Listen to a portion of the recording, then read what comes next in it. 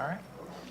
Good evening, everyone, and welcome to the Community Development and Transportation Committee meeting for August 27, 2024. Our elected body, Mayor Kurt Wilson, Councilmember Christine Hall, Councilmember Alan Sells, Councilmember David Johnson, Councilmember Sarah Beeson, Councilmember G. Lee Hills, Councilmember William Morthland. I'm Randy Knighton, the City Administrator, joined by the Assistant City Attorney, Joe Cusack, and also City Clerk, Nancy Long, and Deputy City Clerk and Executive to the Council, Michelle Miller.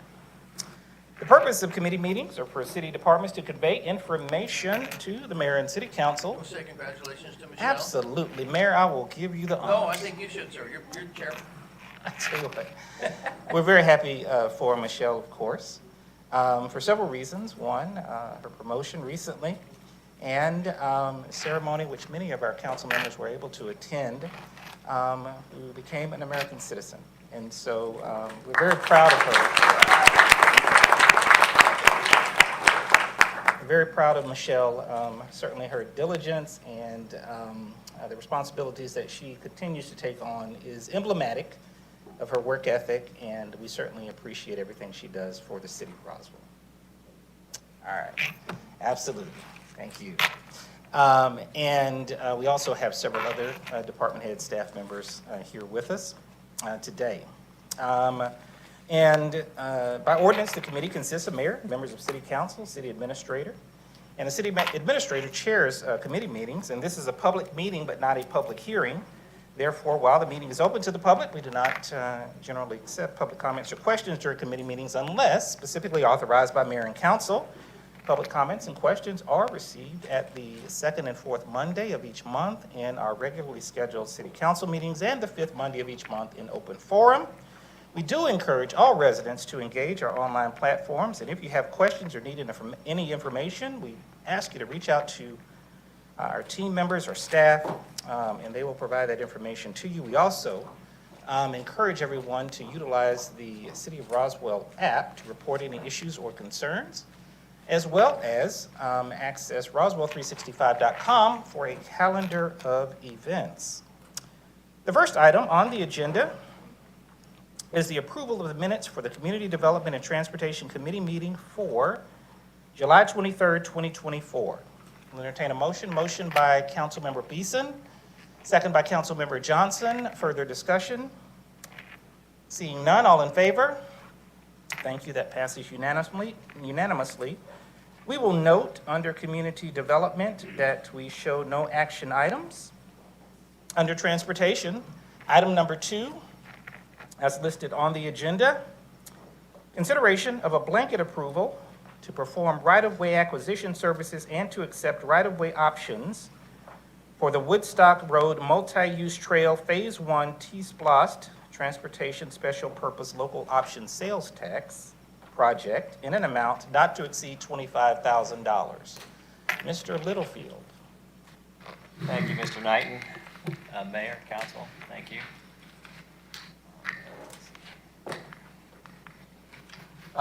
This item is right-of-way acquisition services for Woodstock Road Multi-Use Trail Phase 1. It is a two-part, which means two phases of the project, but this is only for the first phase. It will include an 8 to 10 foot multi-use trail on the southwest side of Woodstock Road from SR 92 to Crabapple Middle School.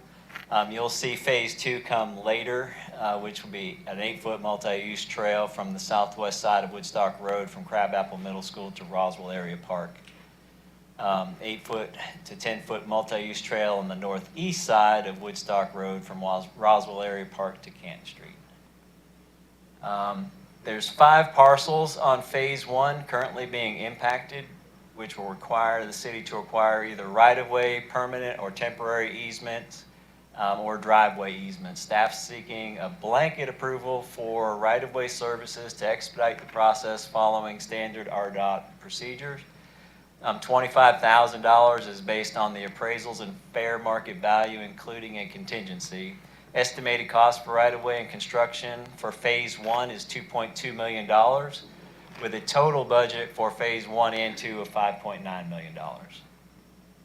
The financial impact funding in the amount of $5,993,000 and $5,993,040 is available in the project amount. Sorry about that. So if approved, forward to the upcoming council meeting. Does anyone have any questions? Thank you, Mr. Littlefield. Councilmember Yes. Beeson? Oh, I'm sorry. I'll come to the councilmember. To confirm, these funds are coming out of T-SPLOST 1 funds? T-Splosh. T-SPLOST 2. Okay, so these are already set aside funds with T-SPLOST 2, and it's coming out of those funds. Yes, ma'am. Thank you. Councilmember Hall? Could you go back to the map where it shows phase 1 and phase 2? And phase 1 ends at what point? What, is that Crabapple Middle School? Crabapple Middle School. So what is the timeline to complete phase 1? We anticipate this will be about a 6-month process for right-of-way, which is about typical for our projects, hopefully less. We anticipate possibly going to construction late this year or early next year, so in the first quarter. And then it'll be about a 9-month turnaround, so by the end of next year, we'll be in substantial completion, probably So by October, November. Of 2025? Yes, ma'am. And then when will phase 2 start? And when is that expected to be completed? We'll bring the blanket right-of-way agreement sometime the end of this year. We expect it to be about a 9-month process because there's a lot more parcels.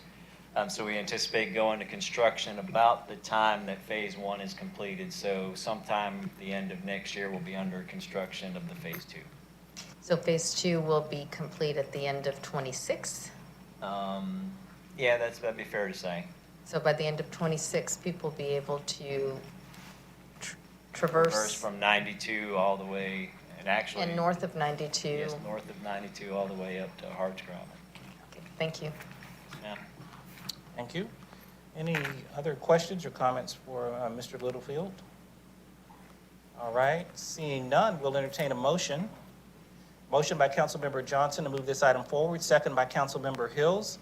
Further discussion? Seeing none, all in favor? All right, thank you. That passes unanimously. Thank you, gentlemen. Under administration, item number 3, consideration of a text amendment of the City of Roswell Code of Ordinances to section 8.1.10.1, tethering of dogs. I'll allow Mr. Cusack, or Councilmember Hall, I'm sorry, Councilmember Hall to open. Thank you, and thank you for Mr. Cusack for doing the work on this. And this is an existing ordinance, and I'll let you speak to it, that already exists. But as we were looking at the next agenda item, the prohibition of transient sales, which we have a presentation and we'll speak to in just a few minutes, we looked at this tethering ordinance that we passed in 2018 and noticed that it needed a little cleaning up. And Joe, if you would just address the minor changes we made. Sure. In this particular cleanup of this ordinance, we cleaned up the definition for what attended means. Went from unattended to attended. So attended actually means in the immediate physical presence and line of sight of a responsible and competent individual. And that dovetails to subsection B, which prohibits tethering of an unattended dog. So that's why that definition was rewritten. And then temporary tethering of a dog was, I guess, allowed or permitted by a veterinarian or veterinary staff member and exempts certain animal control or animal businesses if they need to tether a dog. So that's what this rewrite seeks to do, is just to make it a little bit clear of what can and can't be done. Thank you. Councilmember Rowe. Okay, thank you. Any questions or comments regarding this item? Yes, Councilmember Beeson. Just for sake of clarity, on line item D, that tethering is permitted by, I'm sorry, this is a very hot mic tonight. I'm going to scoot that away. Tethering is permitted by a veterinarian or veterinary staff member, an employee of the city's animal shelter, a professional dog handler, trainer, groomer, if such tethering is required and customary as part of a commercial service being provided. Since this is a line being added, was there some situation that precluded that under the existing ordinance, or that we needed to add it to address? Where'd that language come from? I think it was model language used in other ordinances that we just didn't have in our ordinance when we wrote it in 2018. Got it, okay, thank you. All right, thank you. Any other questions or comments regarding this item? Seeing none, we'll entertain a motion. Motion. Motion by Councilmember Hall. We have a second by Councilmember Beeson. Any further discussion? Seeing none, all in favor? All right, that passes unanimously. Thank you very much. And we'll move to item number 4 is listed on the agenda. Consideration to add a new section 8.1.25, prohibition on transient sales of dogs, cats, and domestic rabbits. We'll have Councilmember Hall introduce this item and our guest here. Thank you. Thank you very much. I would like to introduce Peggy McCarthy with the Georgia Pet Coalition, who has helped us, basically brought this ordinance to our attention and the problematic nature of this activity. And I have to confess that I was not aware of the amount of transient sales and the impact of transient sales both on our community, on other communities, and on the state. I actually experienced this in Roswell and didn't realize that's what it was. Walking through a parking lot on, actually in Highway 92, in the Target parking lot on multiple occasions, there will be sellers with dogs in the back of their trucks. And then also one time on the east side of Roswell in the near the Kohl's, former Kohl's shopping center. So Peggy is here to inform us a little bit about this and give us a little presentation. Okay, thank you. Good afternoon, Mayor Wilson and council members. And as Council Member Hall said, I'm a volunteer board member for the Georgia Pet Coalition, which is a state-based organization focused on legislative advocacy for animal protection. I've lived in Roswell for 34 years in the Willow Springs at Country Club of Roswell subdivision.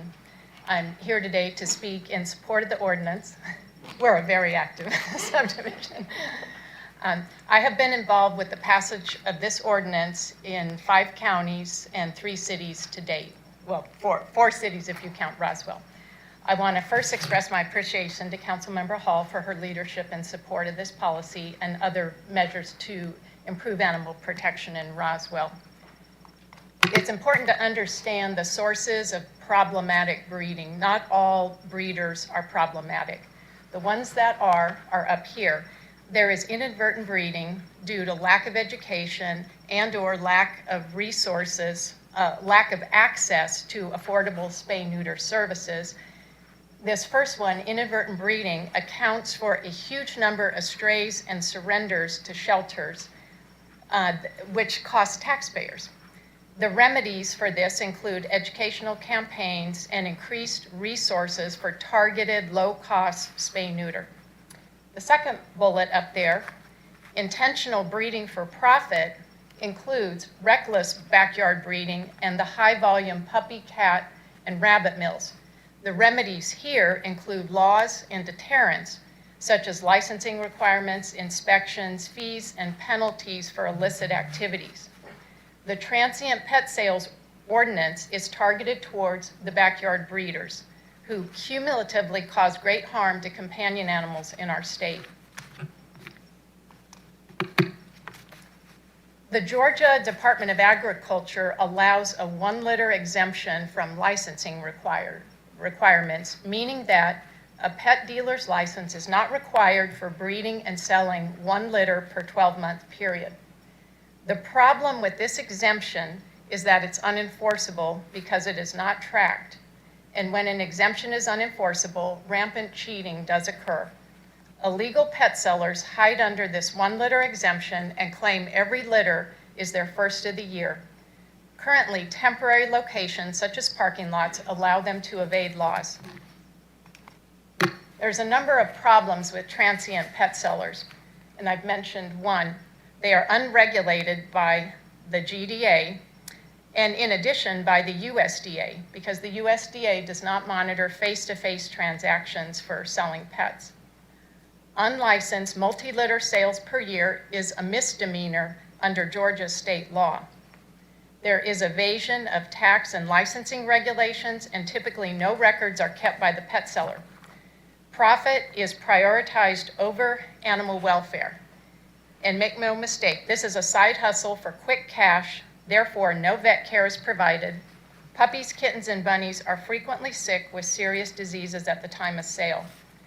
The breed and adult size of the animal is often misrepresented to buyers. Consumers buy on impulse, which often leads to later animal abandonment or surrender to a shelter, especially in the case of rabbits. The cost shift to local governments and nonprofits is significant and is well over $100 million a year annually. And the emotional burden is overwhelming for volunteers. And you may be aware that we recently built a $40 million plus shelter in Fulton County. The next slides provide actual examples of transient pet sellers as reported by advocates. Oh, and these are the examples of transient locations: parking lots, roadsides and streets, flea markets, parks. Here today, gone tomorrow. You know, it's hard to find these people. So this is an actual example. This is over in Cobb County in a parking lot by a Petland pet store. So this person is probably selling below the price of the puppies in Petland. The problem with this, if you look at the yellow sign, there are multiple breeds being offered for sale. So if this person does not have a license, this is a misdemeanor, whether she's a broker or whether she bred all these puppies. She's got 4 or 5 different litter types for sale. So it's a misdemeanor to sell multiple litters without a pet dealer license. This is a Best Buy in Decatur, and these 2 puppies were being sold for $200 a piece, or $200. And this man claimed to be from Gainesville. The puppies had been in the Tupperware without water on a hot summer day. Bloody diarrhea was on the sidewalk. A police officer on the scene told the seller to move. Since there is currently no ordinance there, there's no purpose to having them move. They just go to a different store and stand out in front. So note that little brown puppy. So there was an advocate on the scene with the policeman.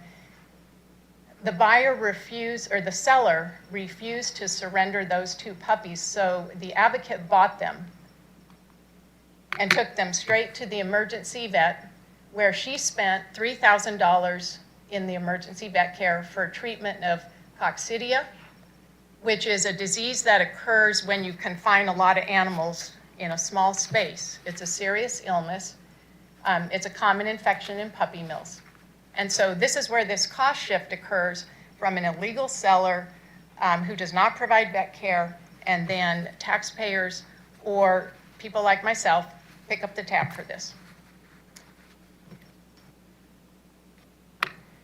This is a Walmart shopping center in Decatur, and the reason I have these Decatur pictures is we're currently working with DeKalb to pass this.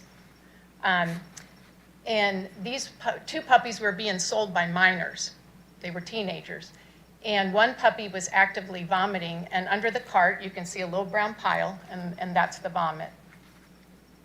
And the officer on the scene told them to simply move. And then they went across to a Kroger. He told them to move again, and then they got on the bus and left. Then there are flea markets, and these are favored locations for selling rabbits as well as dogs and cats. The Georgia House Rabbit Society, which is a nonprofit, reports that about 20% of their shelter intake comes from the Pendergrass flea market alone, and most of these bunnies are sick with coccidia. Rabbits are the 3rd most euthanized animal behind dogs and cats, and Easter is a deadly time for pet rabbits as people buy them on impulse. And then when these rabbits hit puberty, they are often abandoned in the wild, as we saw in Roswell, couple years ago. 2022, yeah. And, or they are surrendered to shelters. In either case, the cost is, they're passing the buck on the care of those animals. So the case in Roswell in 2022, 18 rabbits appeared overnight in a neighborhood, and Fulton County Animal Control was called, but ultimately the Georgia House Rabbit Society came out, captured all the rabbits, and spent $4,000 vetting them, getting them spayed and neutered and taken care of medically. And this is the Beltline in Fulton County, and there are 3 large puppies crammed in that cage without water on a summer day. So here's the ordinance language. It would make it unlawful for any person to sell or barter any dog, cat, or pet rabbit at any outdoor or transient location. Exemptions include licensed animal shelters, rescue organizations, sanctioned shows, or agricultural exhibitions such as 4-H. The AKC does not oppose this type of ordinance because it does not affect breeders selling from their homes, a vet office, or a law enforcement safe zone. The benefits of this ordinance: it's an easy tool for law enforcement. There is no need to check for licensing or authorization. The person simply cannot be in those locations. So it saves the burden of that checking. No additional funding is needed. It protects consumers from buying seriously sick animals, which is common, and it reduces the financial and emotional burden on taxpayers, charitable donors, and those who help in shelters and rescues. Georgia has precedence in 4 counties so far. Fulton County unincorporated passed it last year, as well as Hall County, and then Forsyth and Athens-Clarke in 2022. DeKalb is under consideration. I just got an email that they are going to consider, it's been through the work session, they are going to have it in their full hearing September 24th. In each case, there's also the cities of Gainesville, Royston, and Johns Creek. They've all passed unanimously, every single time. Ultimately, a statewide law is needed because sellers can simply cross city or county lines. And was an example this weekend, Athens-Clarke County, which has this ordinance. Next door to them is Jackson County with a flea market. And so 2 puppies were purchased, but then and Jackson County does not have the ordinance. The puppies were surrendered to a shelter in Athens-Clarke because the puppies had ringworm. And so now those citizens in Athens-Clarke County get to pay the cost there. So that's why we need a statewide ordinance. And I'll finish. Johns Creek became the first Fulton County city to adopt the ordinance. The senior Girl Scout in the middle there did this as her Gold Award project, and I was happy to be her advisor. And she spearheaded the passage of this ordinance, so I'm very appreciative to her. And we'd like for Roswell to become the 2nd city. And I want to finish with that shelter intakes and euthanasia numbers have doubled statewide from 2021 to 2023. We killed twice as many dogs in 2023 as 2021, and that was about over 20,000 dogs ended up killed in landfills because we have no space for them, we don't have homes for them. So every policy that incrementally reduces inadvertent and reckless breeding should be considered by lawmakers. This is just one prong. It's not the total solution. So thank you for taking my comments. Thank you, Peggy. There's one thing I just would like you to add as you were talking about this. Oh, yes. And Mayor Wilson is very much on the path to eliminate human trafficking and illicit drug use and really trying to address those things. Can you speak a little bit to how this ties in a little bit to that? Yes, when you look at the breeds that are being sold, like going back to the Beltline, those puppies in there, a lot of them are the medium to large muscular bully breeds. And these dogs are often sought after as guard dogs for drug houses, for potentially human trafficking. and for dog fighting. And in addition to human trafficking, we know with dog fighting, children are brought to dog fighting and cockfighting arenas. And so there is a lot of nefarious activities associated with this type of transient sales. And we definitely, and I can give you an article written by Professor Lisa Milet of UGA School of Law, and she addresses that in her article about precursor to crime, that this type of thing is a precursor to crime. Thank you. Thank you very much for the presentation. Any questions? Yeah, Councilmember Beeson? I will preface this with, very happy that you brought this forward, Councilmember Hall. Longtime owner of a rescue dog. Dog before that was a rescue dog. Volunteered at Southern Hope Humane Society for years before they moved. I really just want to clean up the language on this. Looking at subsection D, and this is probably a question for the Assistant City Attorney. It says, in addition to any fine imposed. I don't see any other reference to fines throughout this language. Is there a defined fine somewhere else in our code? Do you have it? Mine doesn't. Yes, and I believe it falls under the general fines for what this is, or for the general fines empowered through code enforcement and any other ticket that's given. So it'd be handled in municipal court here. Okay, so it's just our standard fines. It's not a specifically levied fine for this ordinance? Correct. Okay. And then one edit on the actual, the resolution language, subsection 1. It says that it's going to replace article with a new Article 25, quote, prohibition on, it should say transient sales of dogs, cats, and domestic rabbits to make the language match between the two. Otherwise, that's it for me. I support it. All right, thank you. Any other questions or comments? Councilmember Johnson? Is this similar language to what Johns Creek passed this ordinance? Yes. Johns Creek modeled theirs after Fulton County. Is this one would be modeled after Fulton County as well? Yes, Yeah, there's some minor changes just to put code enforcement in there as well.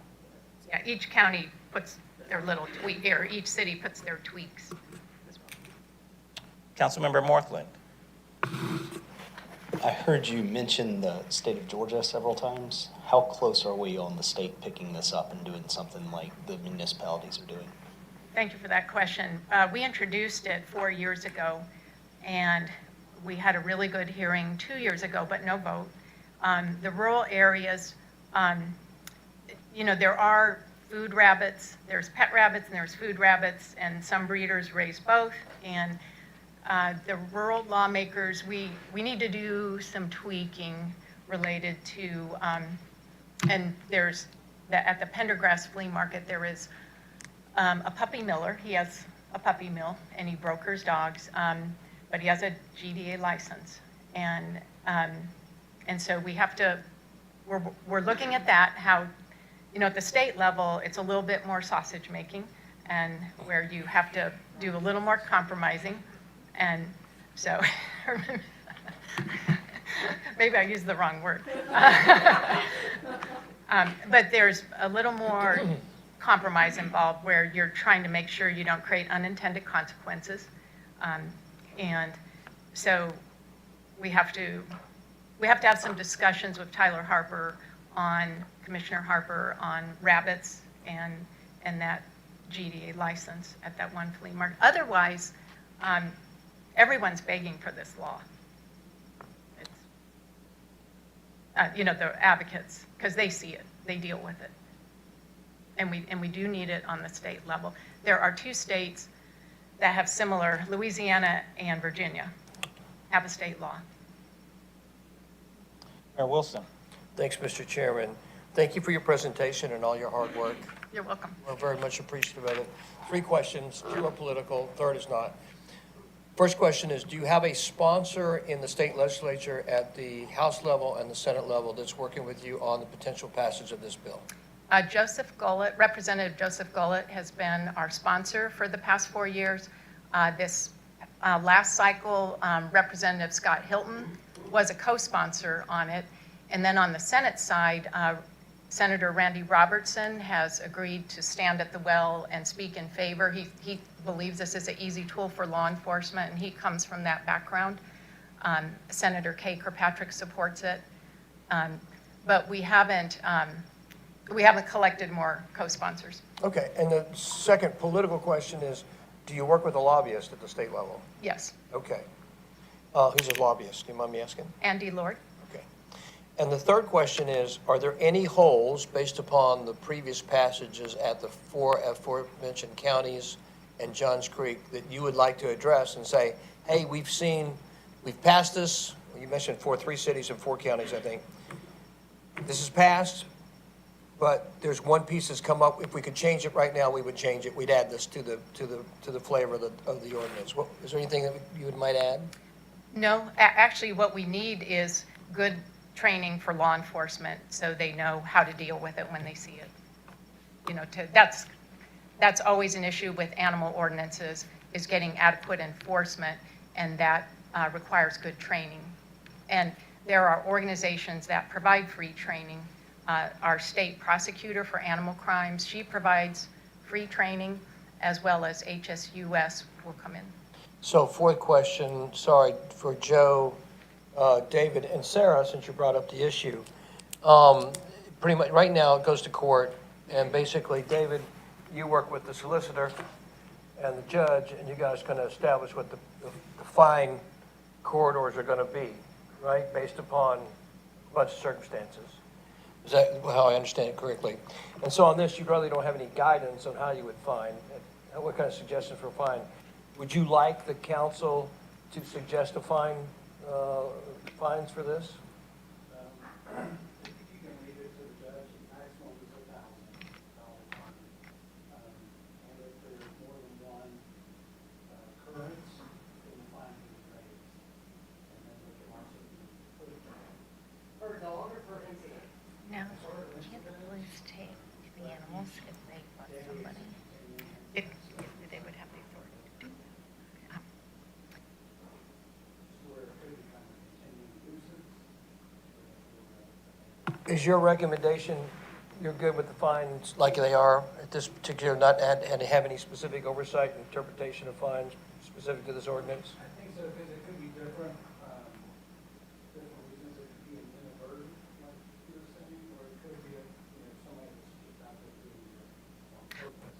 Well, one of the things that's very clear is this is not, the ordinance is very clear, so just kind of for the record, if you're somebody that's giving away dogs or puppies or bunny rabbits, this ordinance does not apply to you. Right, because you don't want to be punitive to people who may be uneducated about the importance of spay and neuter. And also, they may, if you cannot give away, our shelters are quite full. So if you cannot surrender your litter to a shelter the same day, or in DeKalb, some people don't even have transportation to get to the shelter. So we don't want to be punitive for people in those situations. You want to provide them with resources, education, targeted spay and neuter, so they don't have more litters. This is strictly for people selling. Additionally, if a law enforcement officer or code compliance officer is called to a parking lot and he notices dogs in a cage or a tub and they're hot without water, they have, and if that person doesn't have license clearly, they can take those animals, correct? And they should be taking them anyways, regardless of whether you have this ordinance or not. If an animal's in distress, that constitutes neglect, cruelty. To your point, as cute as it might seem, that generally speaking, Christine mentioned too, like she's actually been, participated in this, right? Because it's cute, you see cute animals. But what you're basically saying is, usually, if you see animals, they're usually going to be for sale in a parking lot, in a retail parking space, or a park, or a flea market. And this is directly aimed at saying, it's a no-go, right, if you're not licensed. Well, you can't be there. You can't sell animals there, period. Period. It's the intent. Sorry, my bad. So, because otherwise, law enforcement would have to, So it makes it easy for law enforcement. otherwise they have to check for licensing. It's too burdensome. And good breeders don't sell in these places. They sell from their home they meet you at a vet office, et cetera. You're not going to see a good breeder, and they do a prearranged sales. They don't stand in a parking lot with a box of puppies and do impulse buying. Councilmember Hills first, and then I'll come to Councilman Johnson. Thank you. This feeds into that topic. So you had pictures from Best Buy with the little puppies on the sidewalk. How does that work? That's a private property.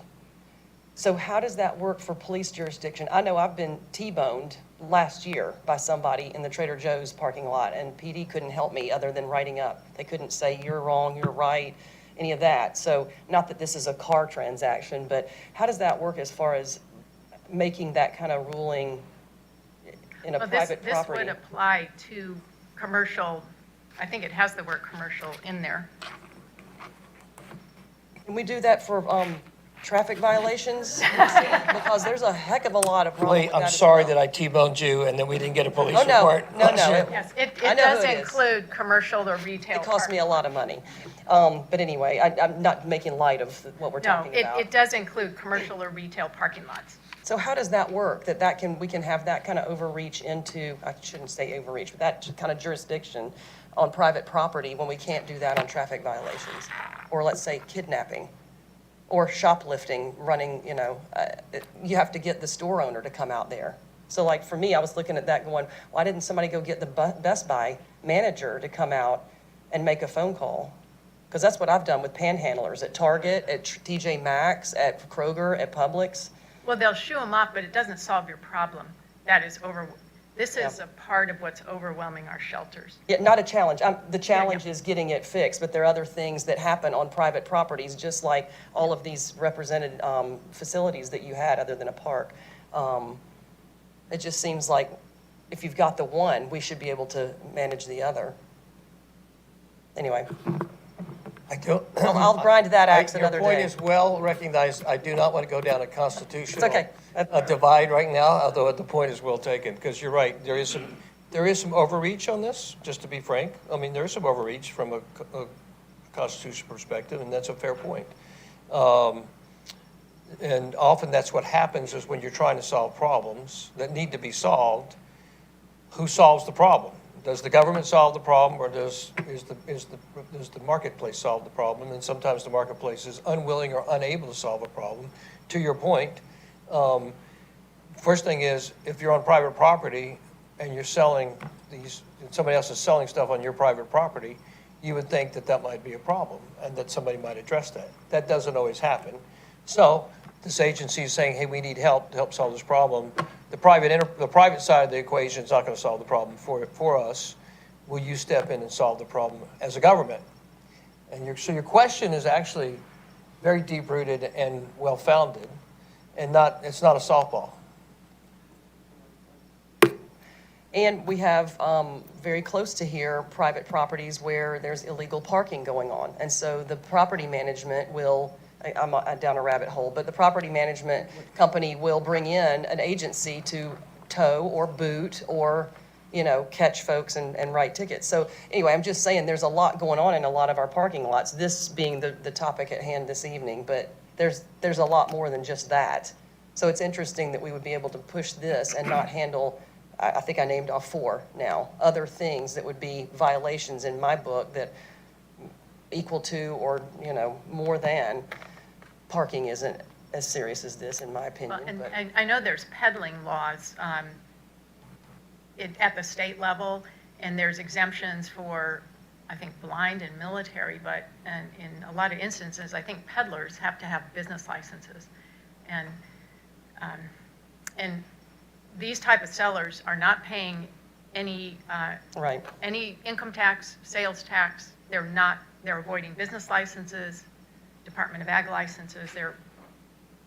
I support. I Yeah. just was trying to. And make I'm the not parallel. arguing with you Yeah. either. No, I'm just I know you're not. I just wanted to make it clear I wasn't trying to defray or derail what you were talking about, but we have a lot. We'll be the politician that stands in the way of trying to save little puppies and bunny rabbits. But you may want to look at the peddling laws at the state level and the county, yeah.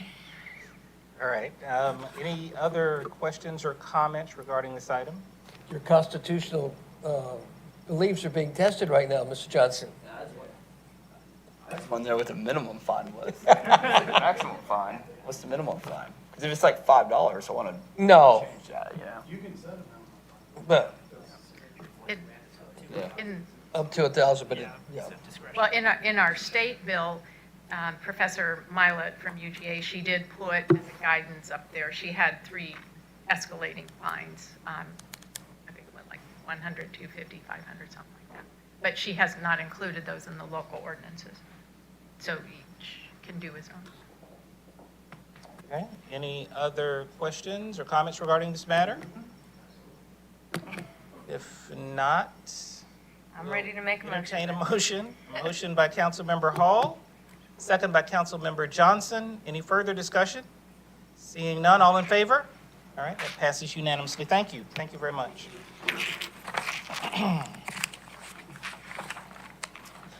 All right, item number 5 is listed on the agenda under Finance. Consideration of a modification to the city's draft Section 108 loan application and public comment period. Alfred?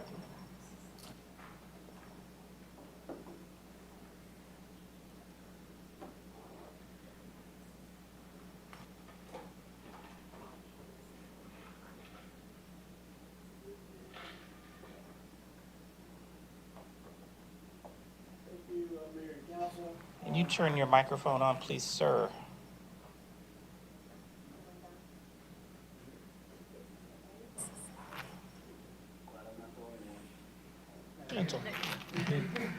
Just the right touch. Thank you. This is a item about a Section 108 loan revision. Let's see. As we came to committee in July, I think July 9th, and we talked about the city borrowing around $2.39 million from HUD to be passed to the RHA for the redevelopment, Phase 1 redevelopment over there.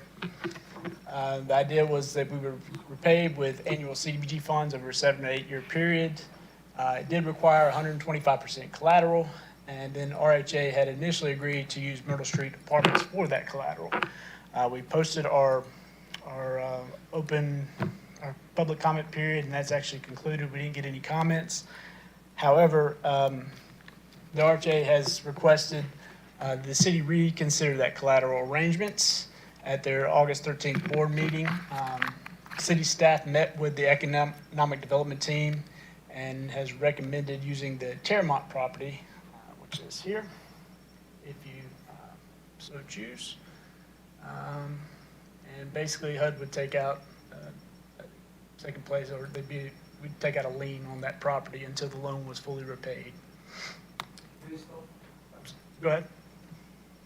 Who's the lien holder, HUD or us? HUD would be would take it. HUD wants a lien on your property for us to for us to put $2 million into a capital stack. Processing It's very difficult to process, yes. But it's still a way for us to help out the RHA. For us to put a $2 million capital, we're loaning $2 million. The language confuses the stew out of me. We're loaning $2 million, basically to the RHA, so they can put a capital stack together to get the Primrose development done. And, oh, by the way, since it falls under a Section 108 loan, technically, then all of a sudden, we, as the folks who are giving the money into the capital stack, have to put up collateral. Figure that one out. That's what it's like dealing with HUD. So this is one of the pieces of property that the residents of taxpayers in Roswell own. It's this piece of property. We had a piece of property. It fit better in the portfolio. RHA board came back and said, hey, sorry, Charles. Sorry. Hey, can you make it a different piece of property? It's complicating some of the pieces in this Section 108 loan, da-da-da-da-da. So this piece unencumbered, was 3 pieces went to the ED team to say, hey, what's a piece that you're not going to need anytime soon? This was the 3rd piece, correct? Right, Christine? Sorry, Charles. No problem. I'm having a hard time seeing where that is exactly. Where? It's Oh, is it? Okay, thank you. 1896 Holcomb Bridge.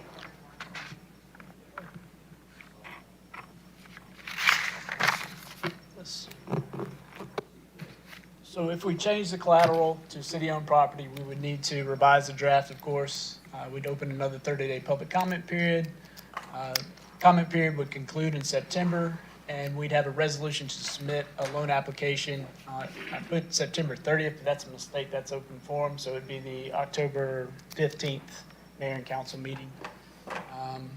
And so we'd submit the loan application shortly thereafter in October.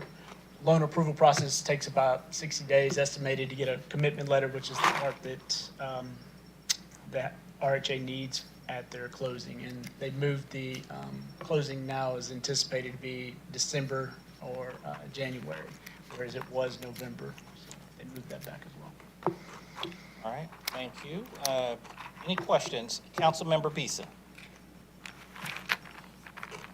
Explain this to me like I'm a 5-year-old who somehow understands banking.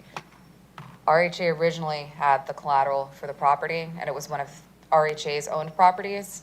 And now they have requested that the city instead provide city-owned property as collateral. What was the justification for that request? Why is it no longer RHA collateral? Their board members, they've had some changes over there, so the board members at their meeting didn't want to, they felt like that was their only valuable asset, and they didn't want to commit it if they didn't have to. So they asked to reconsider. Councilmember Hills could probably elaborate. Yeah, so I'm fiddling with the buttons over here. Yes, so the Housing Authority has several properties that are still encumbered by the RAD program.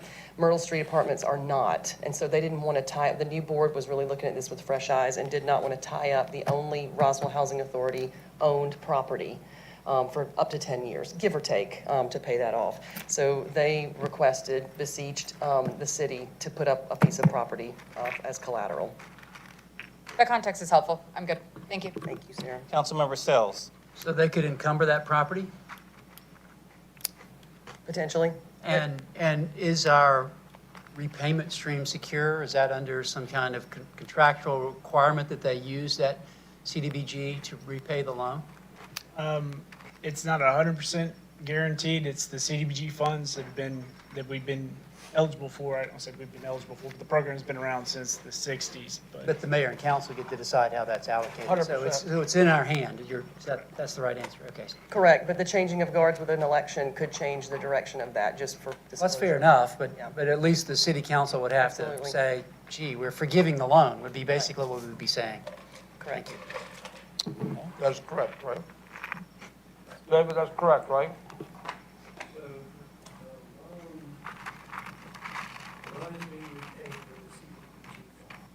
So we would have to still pay the loan back. We would, because we're getting the loan for the $2 million. That's right. So we're using the CDBG funds, our annual allocation, to pay off the loan. Okay, so we're the obligor, I'm sorry. Oh, yeah. We're the obligor on this loan.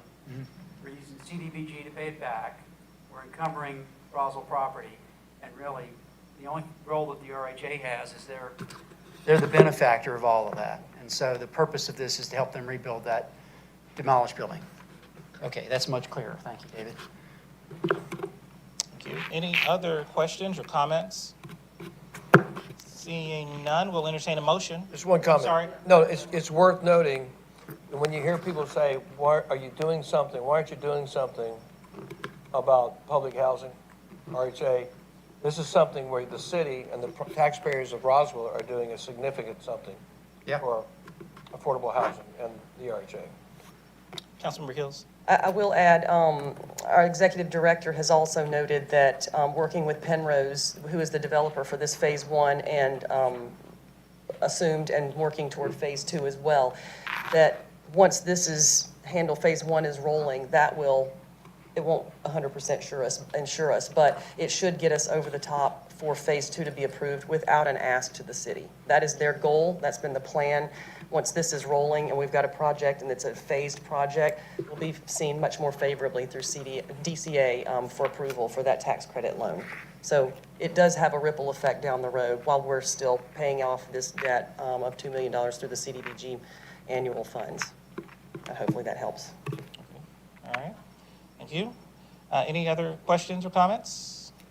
Seeing none, we'll entertain a motion. Motion by Councilmember Hills, second by Councilmember Johnson. Any further discussion? Seeing none, all in favor? All right, that passes unanimously. Thank you very much. Thank you. Item number 6 is listed on the agenda, is a millage rate discussion. And as Mr. Leatherman comes forward, and Lynn Williams as well.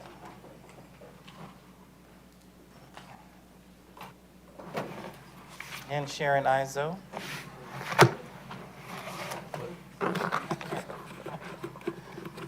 All right.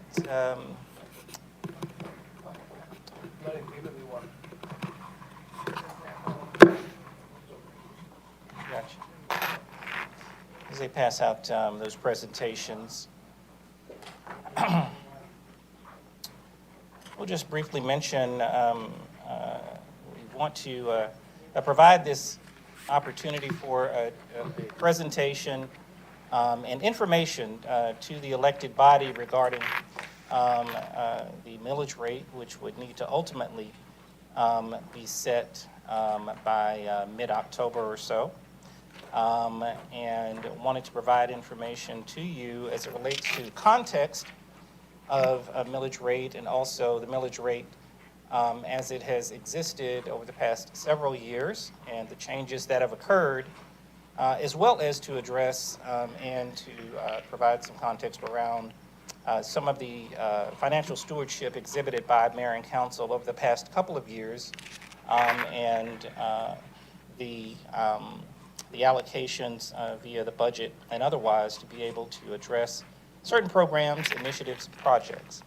And so we want to provide this information to you, and I will say in advance, certainly provide any clarity that we can regarding and around the millage rate discussion, and also even, of course, subsequent to this meeting, would certainly offer any additional meetings and conveyance of information so that you can be informed and positioned to make a decision regarding the millage rate matter. And so with that, I will turn this over to first, I guess, Mr. Leatherman, and he will be supported by Ms. Williams and Ms. Izzo. Mr. Leatherman. Thank you, Mr. Knighton. And as I get started on the first part of the presentation, just want to take an opportunity to thank, we've got our staff here who are heavily involved in the preparation of the budget, but also this mayor and council. My job really today is to highlight some of the background from 2023 and 2024 of all the work that we have been doing. And I think there are a number of opportunities where we continue to move on to the next big thing. And obviously we have a lot of big things on the horizon. But as we reflect on not only the budget coming up in 2025, but also the millage rate, I wanted to set really a foundation for where we've been over the course of the last couple of years. And so I'm gonna roll through those slides. I'm gonna do my best to actually really slow down. It's not one of my strengths sometimes in these presentations, but the work that has been done is worth the time that I will try and spend on it today. And the reality is we began the zero-based budgeting process in earnest with fiscal year 23. In that, with fiscal year 23 and 24, we realized and identified $3.7 million in savings. And that should be highlighted as we continue through the conversation, because what you'll see is, yes, we had savings in the zero-based budgeting process, but we also had a tremendous amount of reprioritization and growth within our budgets in 23 and 24, focused on how do we deliver Roswell residents the services that they desired under the priorities and direction of the mayor and council. And that really started with the best-in-class pay for the police department, resulting in zero vacancies. How do we keep our residents safe in our communities so that we set the right foundation for all of the other investments that we have across the city of Roswell? That was also followed by best-in-class pay for the fire department, alongside of the transition of our part-time staff to a full-time staff within our fire department, which we'll talk a little bit more about as we move through the slides. Not only did we start to invest in our public safety, but we also took a hard look at our capital improvements across the entire city. And I'm going to hit the high levels as we go through, and by no means am I the expert at all of the items that we have on these lists. So we do have support staff, our directors and deputy directors that are here, that of course are available to answer questions, as Mr. Knighton said, whether it be today or over the next couple of days. $2.5 million invested in maintenance and one-time capital. Ms. Isa will cover our bond conversation in a couple of slides, but we also invested city dollars through the ARPA funds at East Roswell Park. And I will remind you of a conversation that we had when that investment was made. Is my first ask was probably right around $400,000 to $500,000 to do the bare minimum in the park. And the aggressive nature of this council was, what do we need to do in order to truly serve our residents? And that resulted in the first allocation of the ARPA funding at $2.5 million, which we are working our way through really from the bottom up in that park, finishing up all of our drainage and stormwater work and moving on to the dog park. And as we've talked quite a bit about prioritizing economic development so that we move the city forward and not only support our residents both with economic growth, but also the city with economic vitality and additional revenue sources. As we got into more details in fiscal year 23, we rolled the millage rate back. We rolled the millage rate back from 4.718 to 4.463. We funded in fiscal year 23 the $1.9 million in best-in-class pay, nearly $500,000 to transition the full-time fire department, and began the first year of a 5-year transition. We prioritized stormwater capital improvements. That was increased by 50%, $1.5 million, and paid the balance of 2 loans off at the end of fiscal year 22 for $2.3 million. That freed up operational dollars that were going to those loan repayments that we reprioritized. We had additional line item reductions, nearly $700,000, and on the police department side, added 2 detectives and 1 lieutenant for crimes against children. We also instituted a formula for occupational tax, and that resulted in a $4 million increase in revenue in 23. And this is really where the momentum began. And as we transitioned into 24, we rolled the millage rate back again, 4.633 to 4.049. Absorbed the ongoing inflation impacts, $900,000 for the 25 full-time positions for fire. And that resulted in nearly $450,000 in best-in-class for compensation for our 911 operators. So that rounded out our public safety investments. And then that's where you see also the best-in-class pay compensation for the fire department. We also added 2 detectives for crimes against children and added an emergency management position within the fire department. Again, as I said, as the momentum continued to grow, this also continued in 2024.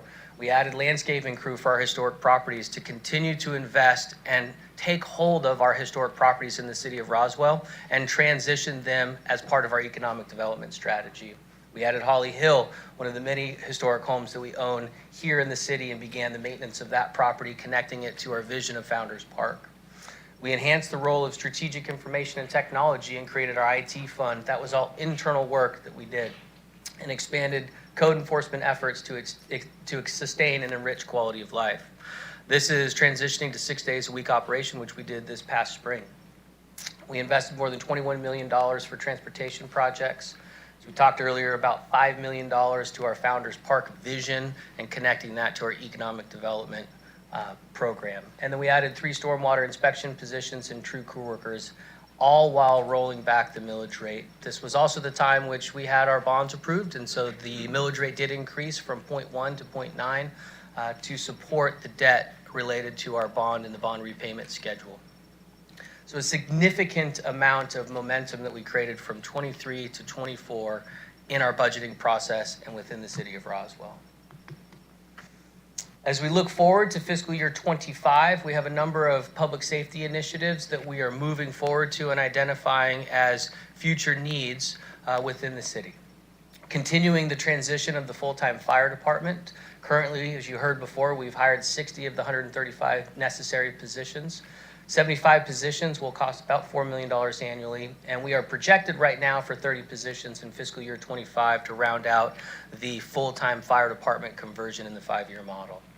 We also know that we have 2 fire truck replacements that were anticipated to be a rebuild. I want to thank our fire department for looking creatively at how we potentially use our equipment and extend the useful life of that equipment and save resources for the city of Roswell that we can rebuild as opposed to replace, which will result in a significant budget savings, extend the useful life of those vehicles for about 10 to 12 years. We also know that we have the computer-aided dispatch replacement needs that are coming up here shortly. We estimate about $3.3 million as a one-time cost associated with that replacement.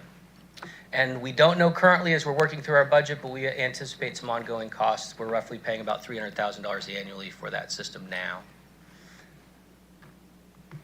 As we think about roads and sidewalks, we know that we have a significant opportunity to improve our roads here in the city of Roswell. Hats off to the Transportation Department as they have worked through understanding really every single road in the city of Roswell through the pavement condition index rating that they have done over the course of the last year. What we can anticipate is we've spent about $2.5 million a year in road resurfacing over the last couple of years. Added to that is a $1 million investment from GDOT, which is the LMIG funding. But we need to look ahead. At an average of $4 million investment, we can anticipate that the road conditions will continue to decline on average by 2% or 2 points each year, meaning that we will continue to fall behind in our road investment even at a $4 million investment. As we look at our target of 70 PCI for all of our roads, an investment of about $10 million over a 5-year period will essentially maintain our roads at their current condition, what we see now in the road system today. And if we want to reach that 70 PCI, a $16 million investment is necessary in roads and asphalt. We know that that is going to be a significant challenge. And again, hats off to our Transportation Department for their continued work and how we manage and maintain our road system. And we also know that we have a significant sidewalk gap prioritized by our council in our sidewalk matrix. $43 million is currently anticipated to continue work on sidewalks throughout the entire city of Roswell in a variety of communities and areas to promote pedestrian safety, walkability, and connection in our communities. Also wanted to note from a recreation and park perspective, we have the pleasure of occupying Crabapple Middle School here shortly. That property will transition to the city of Roswell in the next couple of months in October. We anticipate roughly about $700,000 in operating costs associated with that building. We also have some significant capital improvements that we've identified in our facility condition assessment that will need to be invested as we transition that property from a school into a more traditional recreation center. We're really excited about the opportunities there for both our dance, theater, performing arts, but also the expansion of our athletics, recreation, and gymnastics program will all benefit from that property and the expansion of the programs within Roswell Area Park and the Crabapple Middle School transition. As we think about investing in our citywide facilities and maintenance, we've been investing on a significant basis, and I will say really on an average of about $1 million to $2 million over the course of the last couple of years. In 24, we redid our facility condition assessment. We added some of the acquisitions that we've had, Crabapple Middle School and others, and I've identified really between $6 and $7 million annually over the next 5 years that we'll need to start to redirect in maintaining our existing facilities, existing infrastructure as we look at our aging facilities. A lot of our community centers, Hembry Park, Bill Johnson Community Center, even East Roswell Park were built in the 80s and in the 90s. And as they continue to reach some of their useful life, investment is necessary across the entirety of the city of Roswell. And the facilities team is working tirelessly to understand how we start to program out those investments to the highest and best use, keeping our facilities available for our community and for our workforce. I'm going to pass the microphone and over to Sharon Iso, and she's going to cover the history of bonds and our investment there. Thank you so much. So we'll take a quick kind of pit stop here and talk about the debt service portion of the millage rate, and we talk about the 2022 bond referendum. As you recall, our voters voted overwhelmingly for the 3 questions for the $107.6 million for recreation parks and sidewalks, $52 million for public safety, and another $20 million for the downtown public parking deck. To give you an idea of what our progress has been on the bond projects, we have acquired a number of properties, Crabapple Middle School, the property for the parking deck, which is bounded by Highway 9 and Green Street, the building that we're going to use for our 911 communications, which was the former sharpshooters business off of Alpharetta Highway, and then our public safety headquarters is destined to be at the Summit Building, which is pictured in this slide.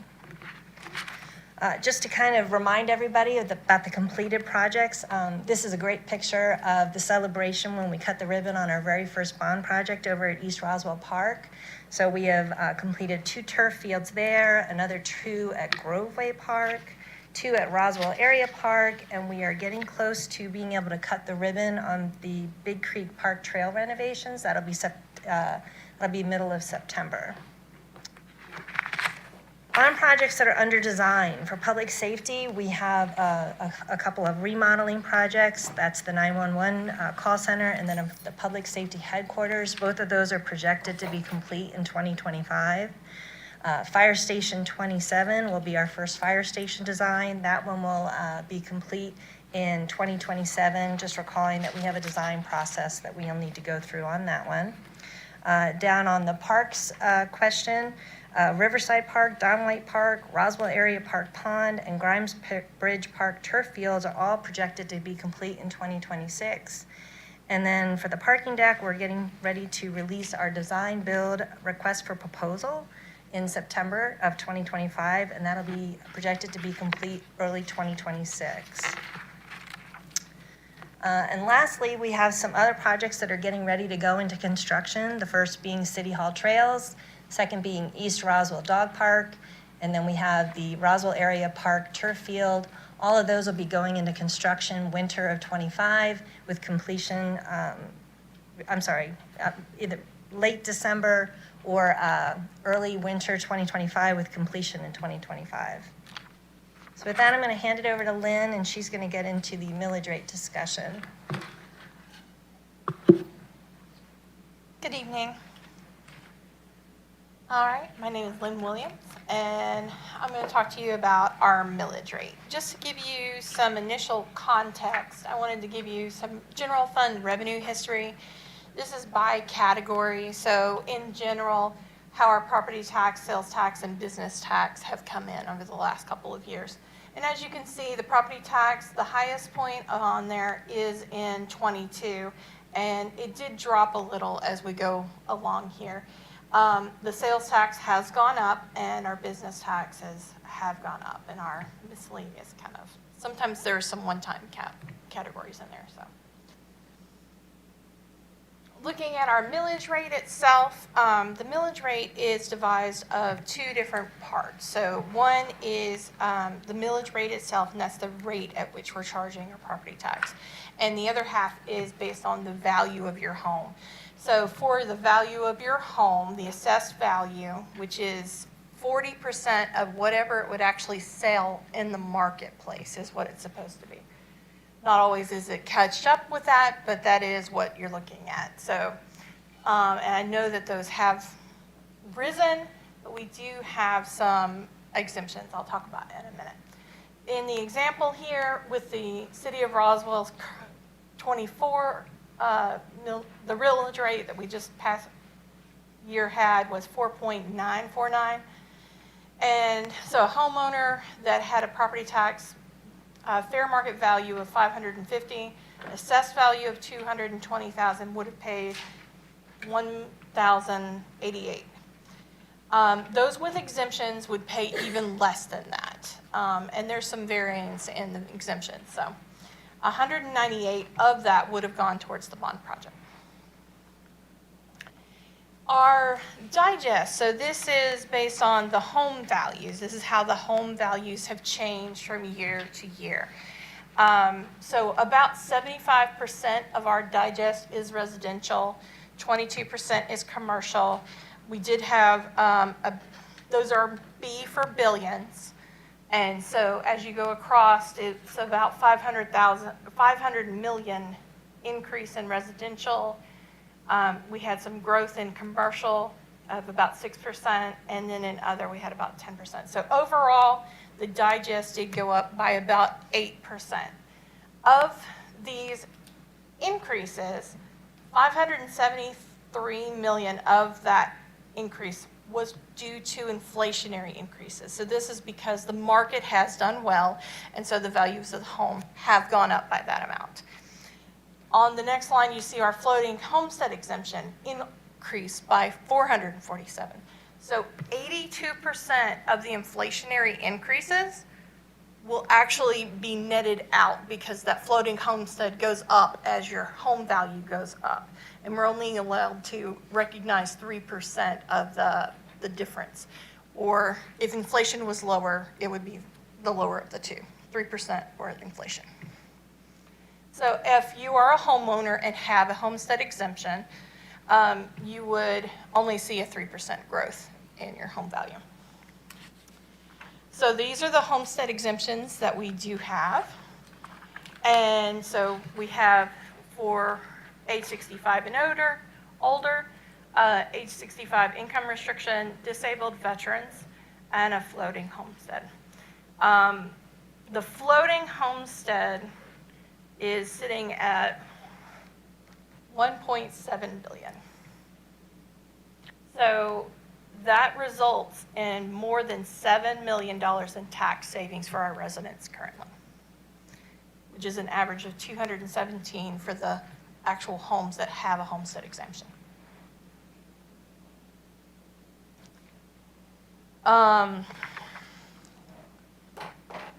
So the millage rate is comprised of two parts, even within the rate itself. So one is for M&O, maintenance and operations, and this is the term used by the state as well. So this is what we use to provide our basic services, like public safety and parks.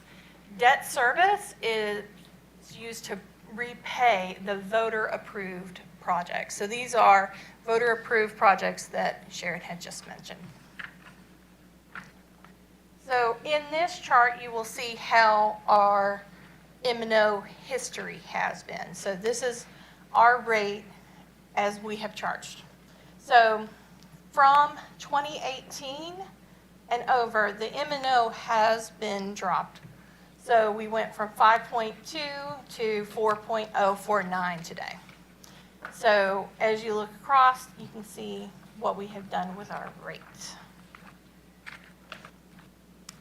In relationship to our other sister cities, the 4.9 that we have currently is shown up there, and it puts us kind of in the middle of the pack here.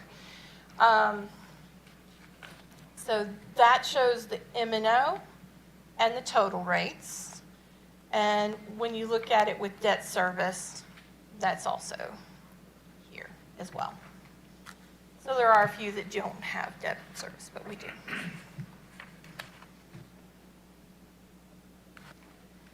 And so for the fiscal impact for our current rate, the fiscal impact to general fund would be about 800,000. If we were to look at, because of so many great projects that we are looking at, if we were to look at an increase on the millage rate, a 0.6 mil increase would give general fund an additional $4 million. If we did a 1 mil increase, that would give general fund an additional $7 million. And we have down below what a 0.6 mil increase would mean to a $550,000 home, which would be $132 increase annual, or $11 per month. For a 1 mil, it would be $220 increase annually, or around $18.33 per month. This process in and of itself is very heavily regulated, and there is some advertising and meeting requirements that go along with passing a millage rate. So after the rate is advertised, you can adopt a lower millage rate without negative implications, but and there are 2 ads that are required by the state, and the layout is very set by that, by them. So the adoption of millage rate higher than that would completely restart the process and require the additional public hearings. So what we are looking at for next steps is that based on our advertising, we would do our first city council meeting on September 23rd, a special called meeting, public hearing on October 7th at 6:30. There is a requirement that we have one of the meetings between 6 and 7. So that one is at 6:30. And then Tuesday, October 15th, which would be the final passing. And I will turn it back over. I mean, Mr. no, thank you all very much for the presentation and for identifying a number of things. And that certainly was not all-inclusive of a number of things that have been either accomplished or put forward by mayor and council over the past a year and a half to 2 years. Obviously, the dates that were mentioned also are in part required via the state, but also for advertising purposes, we would need to have an advertisement, legal advertisement into the newspaper by September 6th, next Friday, September the 6th. And so while we're not seeking a specific decision from you all tonight, we certainly will be in contact with you over the next few days, and we want to make sure that if there's anything that has obviously been illuminated here or raised questions here, that we have an opportunity to answer those questions and provide additional information for you. And so I, again, appreciate the opportunity for staff to be able to provide this information to you, and thanks to the team for assembling this presentation. Any questions? Yes, Mayor Wilson. Just a couple of add-ons. Jeff, in the presentation, just things that just kind of struck me was, and I know you said you're very careful to delineate FY23, FY24, but really we came in the middle of FY22, started 6-month priority budgeting literally in January of 22. And the very first task that the elected body and the senior staff was charged with was to address a 15-year project. It's $15.4 million had been spent on that had 33% completion at that time. And in 65 days, the senior staff and elected leadership put in a new plan that was completed on Oxbow Road, which had already cost the taxpayers $15.4 million. And this group of individuals completed that in the next 18 months, actually May, technically from 22 to July of 23, for a cost of a little under $3 million. And I would say not only was completion of project, 66%, but some changes to the project, and most of those projects were advantageous. The second thing I would also say is one thing worth noting is you mentioned Holly Hill, the operational budget, but you got to mention the actual purchase of Holly Hill, which is not accounted for, right, which had to be found. Something more significant, and this is a kind of y'all's wheelhouse, as you remember, you said $2.5 million for the last couple of years, which is correct on the ongoing kind of transportation repaving efforts, not including LeMig. Well, what's fascinating is, and correct me if I'm wrong, is basically the transportation budget had been $1 million a year on repaving before LeMig. And so ostensibly, this elected leadership and senior staff got that to basically $4 million. I think the number's a little bit amalgamated by this year's number, I think, because of the half-year budget. But basically, it's a 300% increase in the allocation of funds towards repaving in the city.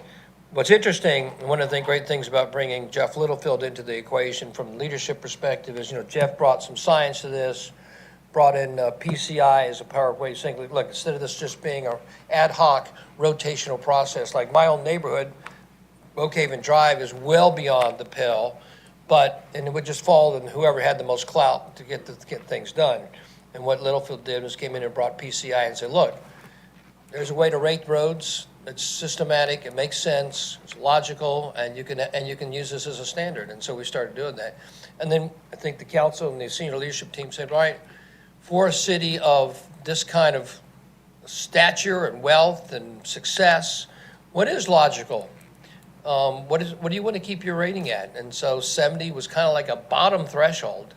And so thanks to this work is now we've come through and down to the next level of discovering, hey, we thought we were doing good, spending $4 million a year. In reality, that doesn't even get us close. Can you imagine we're still spending $1 million a year?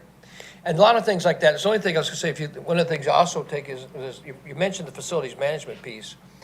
But I would say if you broke down and did a greater delineation of operational maintenance and maintenance cost, operational deference and maintenance costs, that the numbers are even more substantial, forgive me, of what the senior leadership team and the elected body has done over the last 2.5 years in terms of the reallocation of funds and getting them appropriately spended towards, outside of the bond money, protecting the assets of the citizens of Roswell, the taxpayers and citizens of Roswell. Which the only one that threw me for a loop was the citywide facilities management graph. That one threw me for a loop because that one showed actually a decrease, it's an increase over 22, but a decrease versus 23. And I haven't looked at that number in a while, so I'd have to go back and look at it. You don't have to highlight it, but it's something we need to take a look at. Yep. But anyway, that's just kind of a quick overview. Sorry.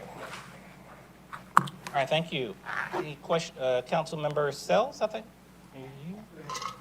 Councilmember Hall? Councilmember Hall?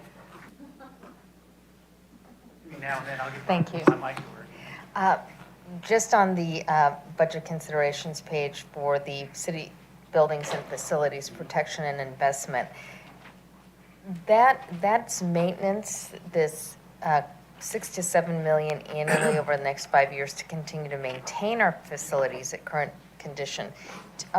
Do we have an allowance for a reserve? We had talked about doing a reserve so that we're not in this position of having to float another bond in another 20 years.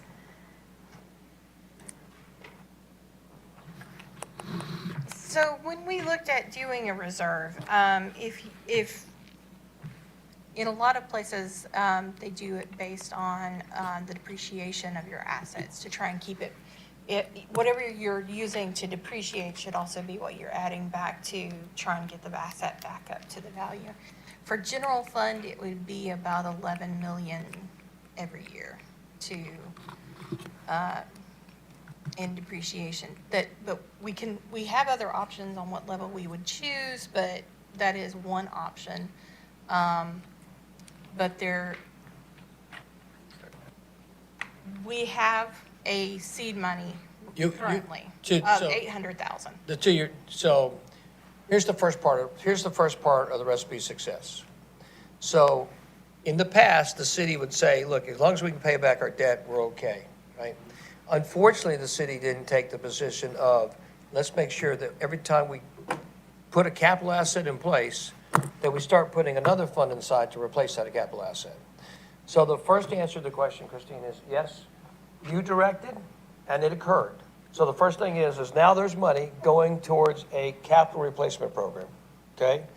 Now, that's the good news. The bad news is, that's right, exactly. You're about $10 million short a year of what you really need to put aside for capital replacement, capital asset replacement. The good news is you started it. Yes. Has started, the habit started thanks to your leadership. It wasn't there before. The bad news is we're nowhere close to where we need to be. Thank you. I have a few more questions, but Oh, yeah. we can. Keep going. I'm enjoying it. Go ahead. Councilmember Hall? Yeah. Okay, my next question is something that's near and dear to all of our residents' hearts is the resurfacing. So the 4 million, we did get it up to $4 million a year. Approximately how many miles or centerline miles, however you phrase that, does 4 million?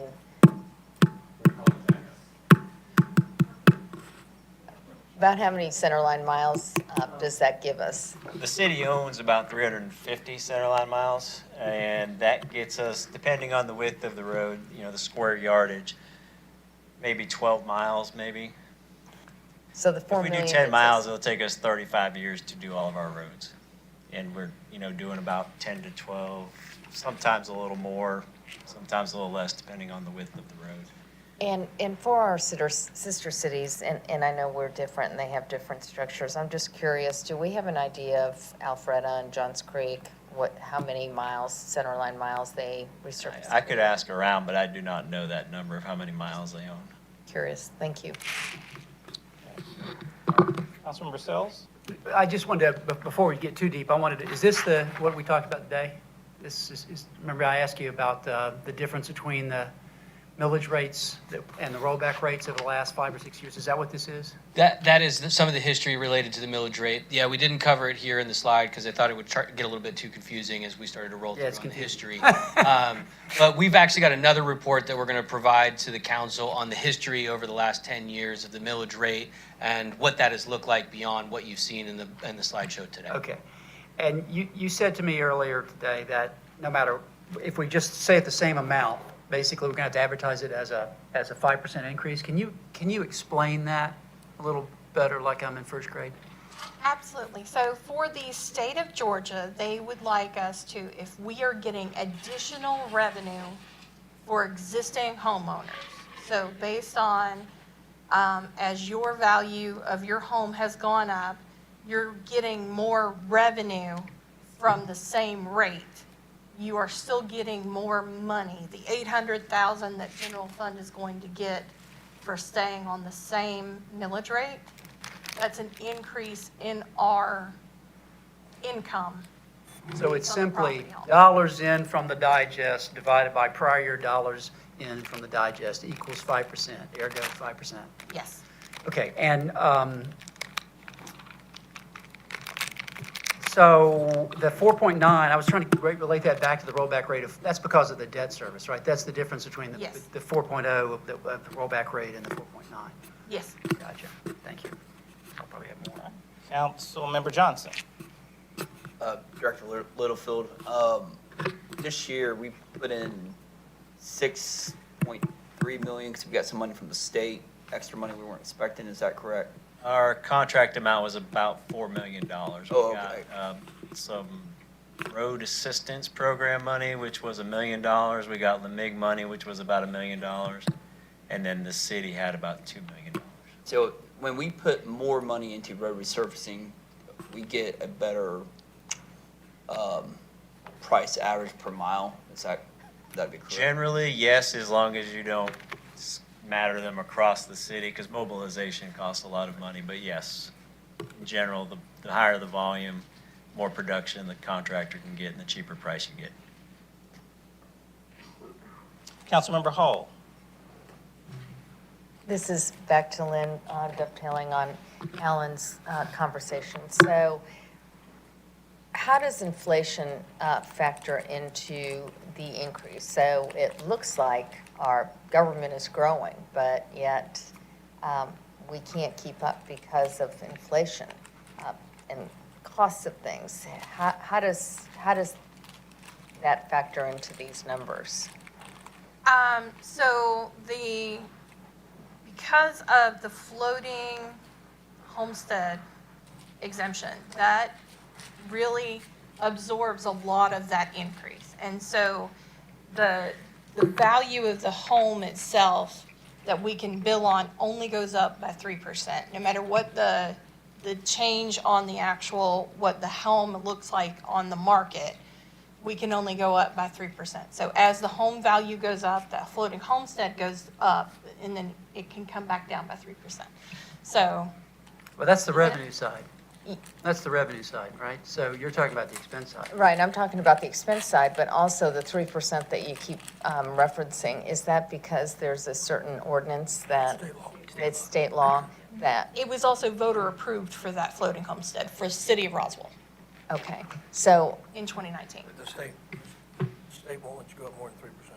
correct. And if inflation and costs are going up greater than that, how does that affect us? If, it's a max of 3%. The answer is badly.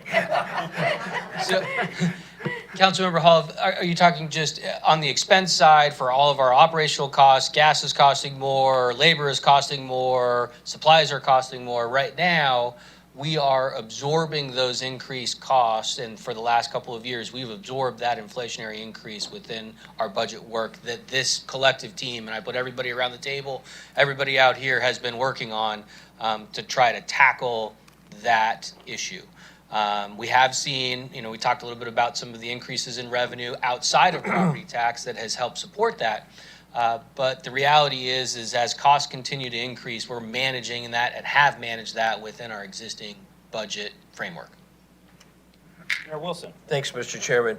Yeah, Jeff, also, let's talk about this, and a lot of people in the room are involved in this intricately from the beginning. So, yeah, we could talk about cost and inflation. Those are real. Every business is confronted with that. Every household is confronted with that. Every government's confronted with that. And those are real things, and they need to be talked about and discussed honestly. But you can't escape some of the things that, how we got where we are. And I think about what kind of decisions do we make as a body of people. So let's go back and just talk, and you may want to kind of just inform everybody that when basically we were putting the bond package together in 2022, and we were looking at bonds for the city of Roswell, 1 for Parks and Rec, 2 for public safety, 3 obviously for ED, IE parking, and we looked at a lot of other things. You want to address a little bit at the time that the recognition, and by the way, because this filters into the budget, but it's not delineated because it's not clear, but it's part of budget discipline that's been brought to the city. And that's why zero-based budgeting is so important. And that's why you mentioned all those things, that you've absorbed the existing budget pretty much. You've also had a rollback. So for 2 years in a row, I think in Roswell's history, because if you looked, the M&O stayed the same. If you looked 4.705, well, 4.705 when the M&O stayed the same, you know what that means to the taxpayer? That means a tax increase. That's what that means. Even though you kept the M&O, the millage rate the same, ostensibly based upon these increasing values on home values, there was a tax increase, and we advertised a tax increase. And that's not uncommon, by the way. And then when we came in, you can see we got very aggressive on the M&O side and said, not only are we not going to keep the millage rate the same, we're actually going to reduce the millage rate, and we reduced it 2 years.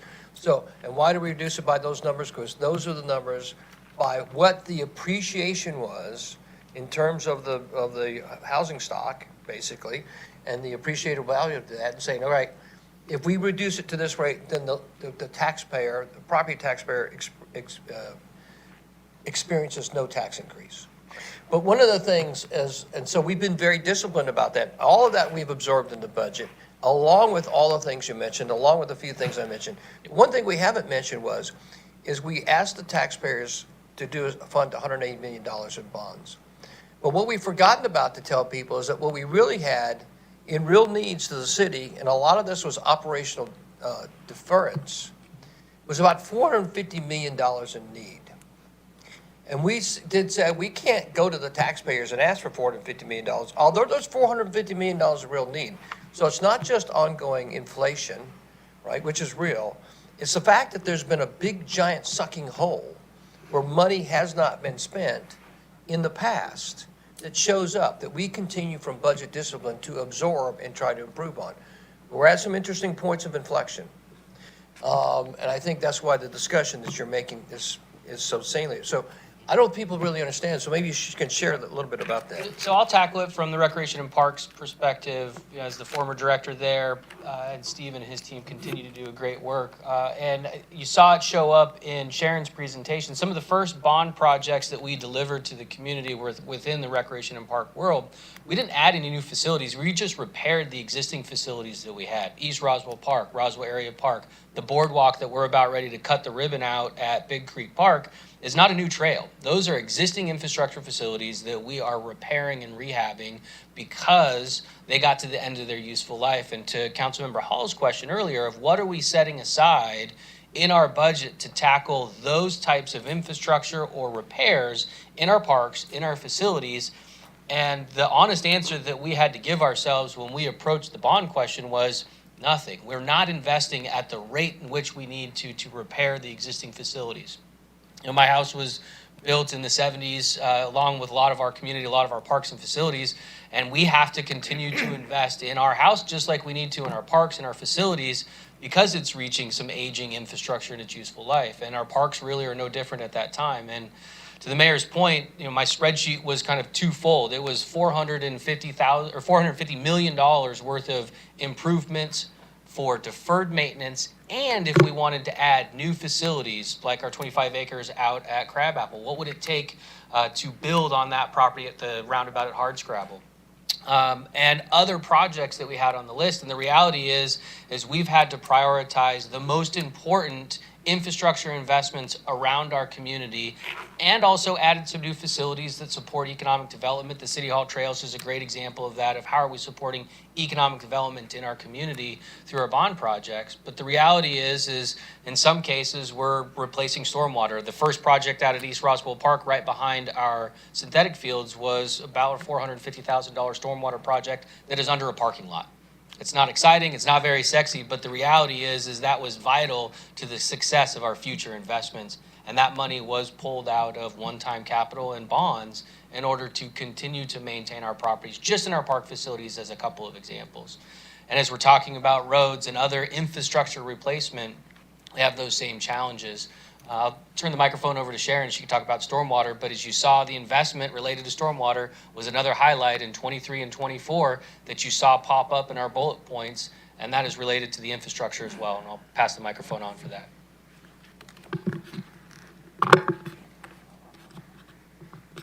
Sure. Okay. No, the investment that you all have made on the infrastructure side, as far as our enterprise funds goes, is tremendous. Now, obviously, those are not a part of the millage. Those are handled through rates.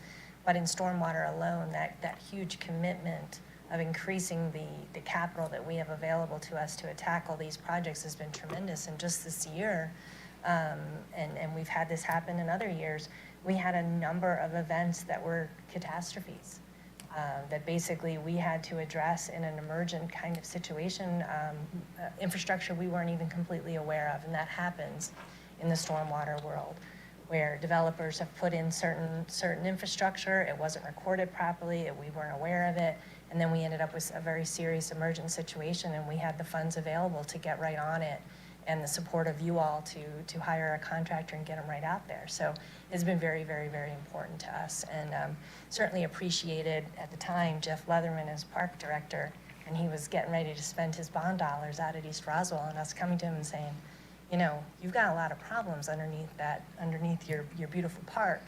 And he very quickly understood that it made no sense at all to spend those dollars on the surface when we had infrastructure below the surface that was threatening the entire park. So kudos to Jeff, because he wasn't that hard to strong arm. So that was a really, really good investment for the city for the future. Thank you, Mayor Wilson. Yeah, just a general comment as a taxpayer and as a small business person, and like most people. So I pay way too much taxes at the federal level, both as a corporate citizen and as an individual. I pay way too much taxes at the state level as a resident. I pay way too much taxes at the county level as a resident. But interestingly enough, by far the best value that I get as a tax-paying person living in America and living in Roswell, Georgia, by far the best value, not even close, that I get as a taxpayer is the property taxes that I pay for the city of Roswell. Not even close. And what I want people to continue is to get intimately knowledgeable of what this city of Roswell government is doing. And beware when governments are doing things for you. But this is where government is meant to be acting, meant to be doing, meant to be responsive, meant to be interactive. It's where government is highly accountable at the local level, both at the staff level and at the elected level. And that this government, look, not perfect, and obviously with me as the mayor, a far from perfect leader. But this city is on the right path. It's got the right leadership at the senior staff level. It's got the right leadership at the elected level, the city council. It's doing the right things to not only preserve the quality of life, the great history of the city, but put the city in a fantastic place 20 years and 30 years from now. But it will take an investment from the people of Roswell to do that. It will take an investment. And so I use the word trust, and I use the word trust a lot. And I know I see the social media, and I get it. But what I will say is that I extend the trust to Mr. Knighton as the CEO of the city administrator, and I extend it to the trust of the senior leadership team that I've got so well. I extend it to my brethren, my colleagues, the city council people who do such a great job. And, these people are, if you were possessed, I can say as a resident, when I used to not be an elected official and didn't know much about what's going on in the city, that if if I could share everything that I knew about what the city was going on to any resident anytime, I think most people would be very delighted, impressed, and feel very trustworthy of what was going on. Not perfect. We have a lot of imperfections that we have to work through. We have a lot of processes that we have to get. Operationally, we got a lot to get done, a lot to improve, and we still got some weak spots, particularly in some of our bureaucracy. But this city's worth investing in. It's on the right path. It's got the right leadership in place at the city council level and at the staff level. And so, it's hard. I hate having a conversation about taxation because I'm overtaxed, and most of us are. And but by far the best value for your tax dollar is the city of Roswell. Thank you, Mayor. Council Member Sells. That one. Thank you, Mr. Knighton. So I should premise this by saying I haven't gone through the budget process, the brain damage that you guys have as the newest member of council. So some of my questions may be ill-formed, right? But I think this particular slide is something that we as a body are focused on, growing the green bar and keeping the orange bar certainly steady and ultimately going down, certainly in relationship, but also in absolute terms. That's I think for me as an elected official, this is my top priority, is growing the green bar.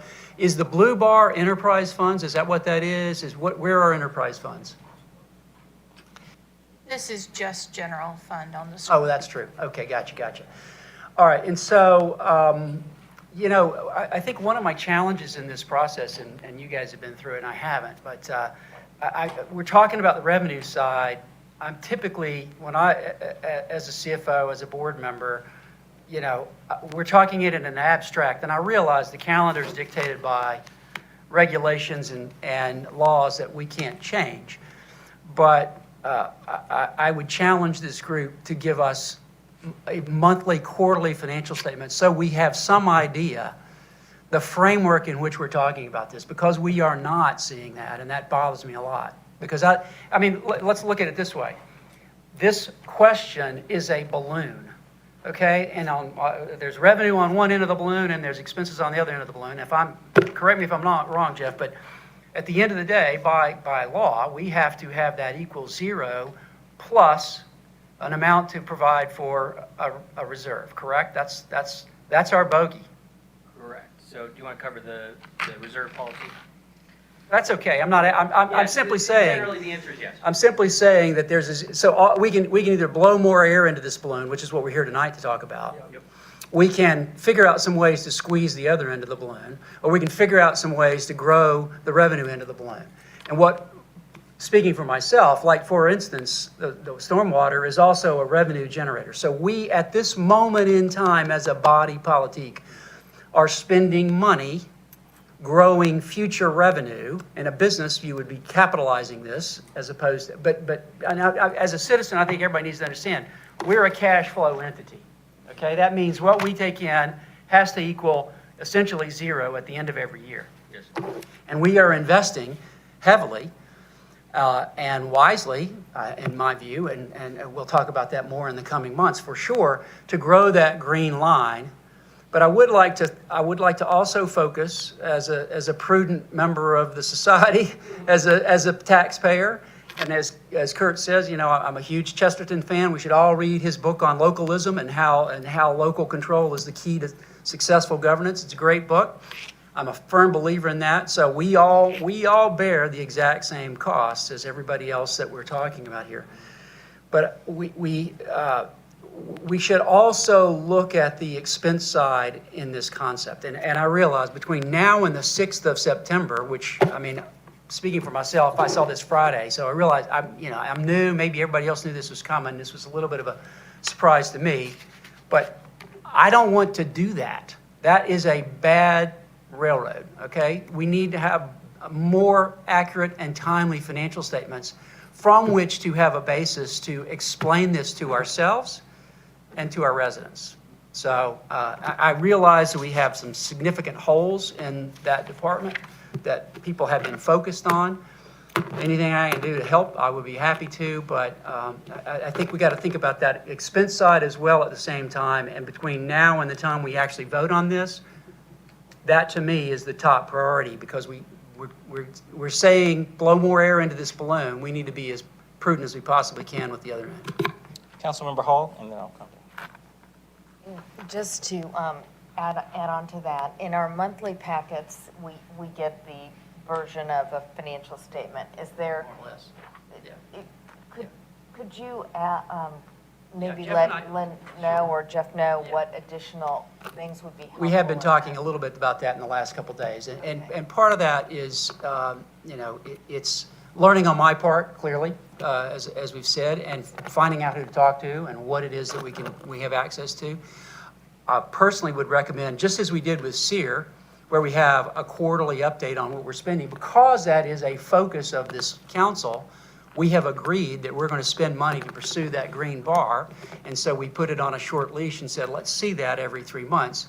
I think we should have at least quarterly an update from finance on the fisc of the city that clearly tells us where we are in relationship to that. I think, well, just to add to that, Alan, I think that it's not, look, one of the criticisms, we're still in a reactionary, we still respond reactionary. We act reactionary. We think reactionary. It's part of a discipline of changing how we operate. And you're exactly right. You should have a financial statement every month, not every quarter, but every month, particularly based upon zero-based budgeting, because you're starting at zero, working from zero up. You should be able to say where you're at every month and have a firm understanding. And you can see a crisis coming 8 months ahead rather than 8 days ahead or 8 weeks ahead. You're 100% right. One of the things that we didn't touch on, and just to kind of follow up on Alan's point, if you look at the 4 color bars, the gray, the orange, the green, and the blue, the plan is, and it doesn't sound like it today, is the plan is the gray is to go away. Gray bar, not the orange bar. That the gray bar The orange is, bar to go up. yeah, that's right. The gray bar is to go away. And so that is like, like you made it, asking for an investment, and that's really what this is, and like you said, fill up the balloon so we can keep doing the things we need to do to ultimately get rid of the gray bar. The other thing I would say is something you just barely touched on, which worth touching on, because I heard a lot about this. So we did do a new formula for occupational tax, which increased revenue $4 million in the FY23 budget, FY24 budget, roughly speaking. What you didn't say was the occupational tax formula that the city of Roswell uses, because I remember saying huge tax increases, huge tax increases. The irony was, I would have said to the opposite to my brethren was, oh my gosh, how did we get away? You still have you're still lower in business occupational tax than all of your sisters cities in North Fulton. Every single one of them, with the exception of City of Mountain Park, which doesn't have any businesses.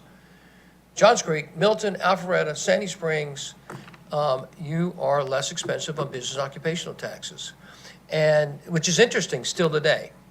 And obviously, really for us is one of the things we're working on from AD side is finding different kinds of revenue than the traditional, hey, property tax, hey, the traditional, boom, occupational tax, or business occupational tax.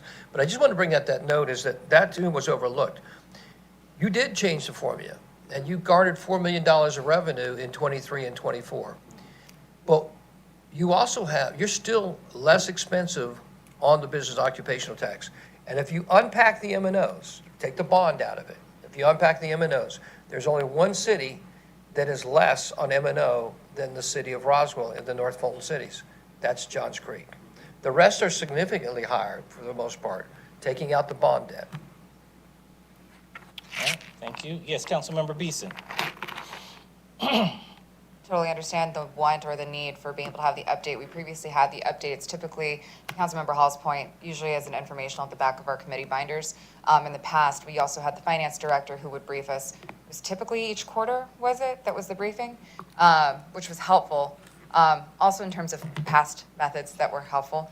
While this is your first year doing the budget, Councilmember Sells, this is our first year doing the millage before we're doing the budget, which in my mind, and this was a concern that I had raised when we were changing the order of this, moving it to a calendar year instead of a fiscal year is putting the cart before the horse, but typically this is what guides the conversation. Our millage conversation is usually pretty brief because by that point in time, we've landed the plane on the budget itself. We generally know how much we need to spend, and that's going to guide the millage rate.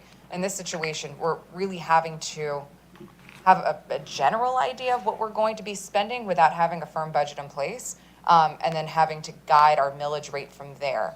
So I guess given the fact that this is a discussion item tonight, how do we tie this conversation up in a bow and give it a direction forward?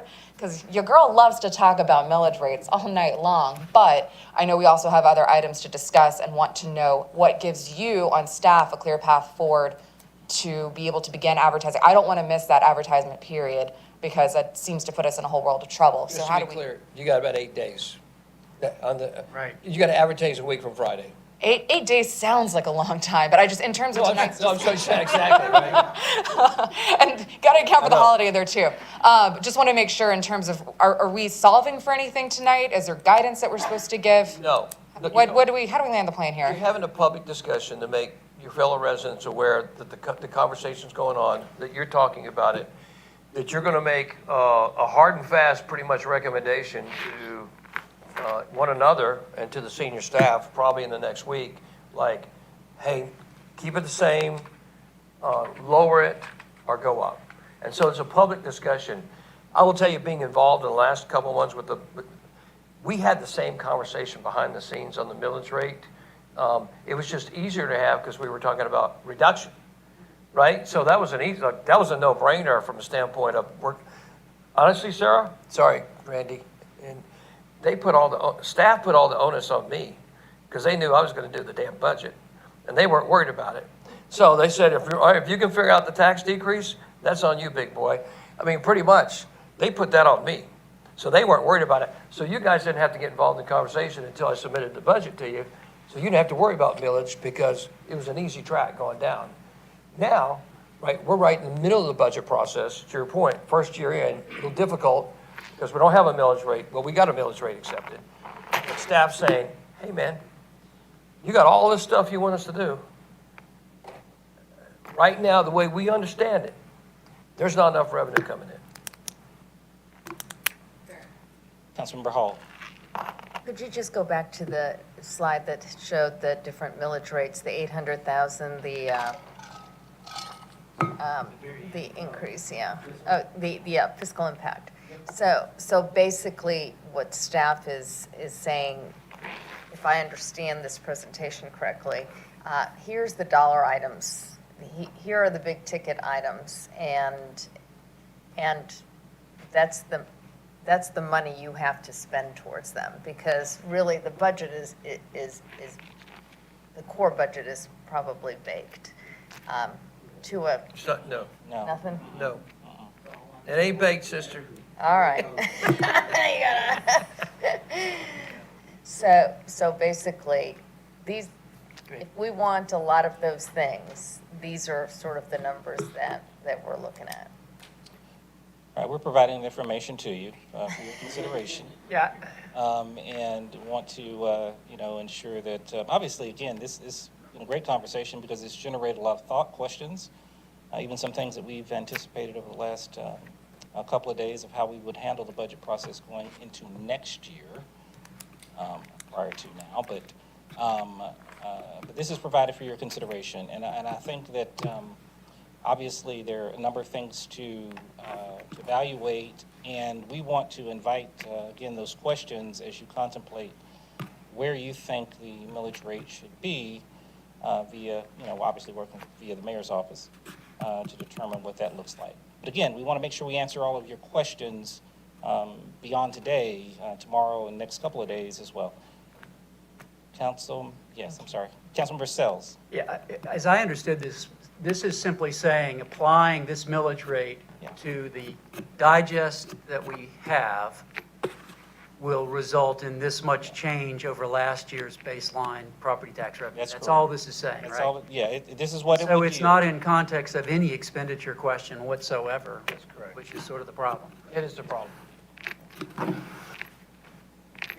Just one more point about that, sorry.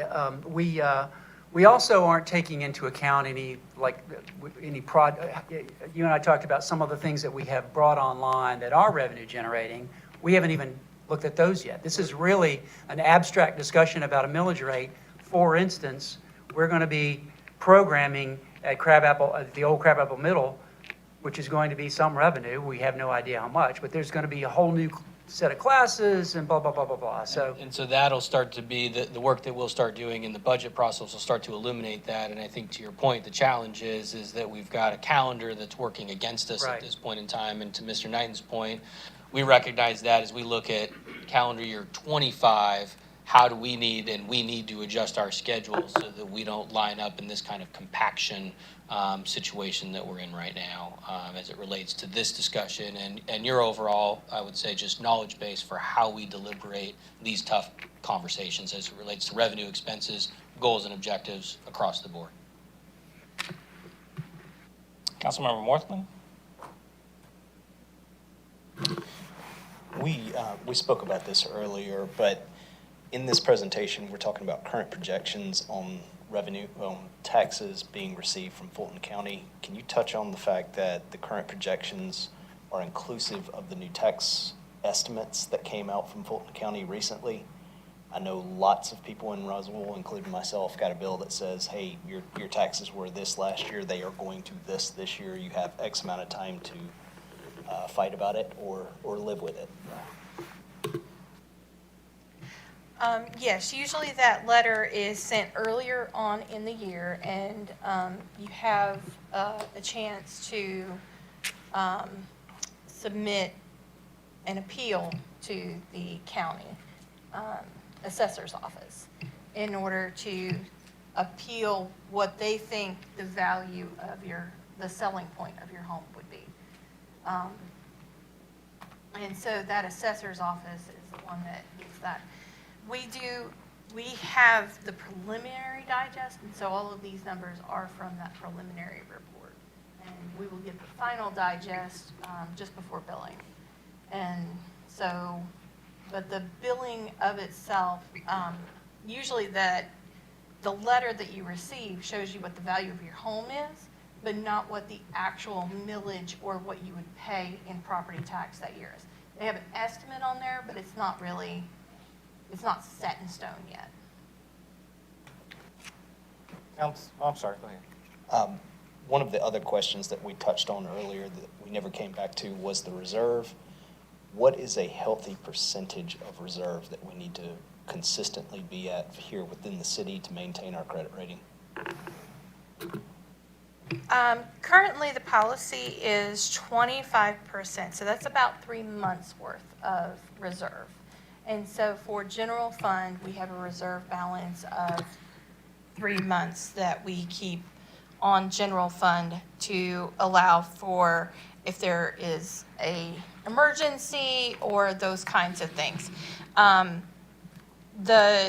of the best practices could be as high as 35%. So we're right there in that range of 25 to 35% of what you should retain to keep a good, healthy balance. Councilmember Johnson. On the transition to the full-time fire department, there are 75 more positions to be added that would cost approximately $4 million annually. Would that be a net increased cost, or is that because we're going from part-time to full-time? So is that, or is that a kind of a wash or It is a net. net? And then second question, ARPA funds, we got 12 million over the last 2 years. So that's essentially equivalent to about a million, 1 mil, 0.9 mil increase in. And we were able to show that that was revenue reductions that we impacted us from COVID. So all of that was because we had less revenue from 2020 and 2021. There was a period of time there that we didn't even approve any capital at a particular budget. I know there was some interesting timing that went along with COVID. So most of that revenue replacement was, it was all covered by revenue replacement formulas. So that 11 million is based on us not having enough during COVID from sales tax and et cetera. Councilmember Hall.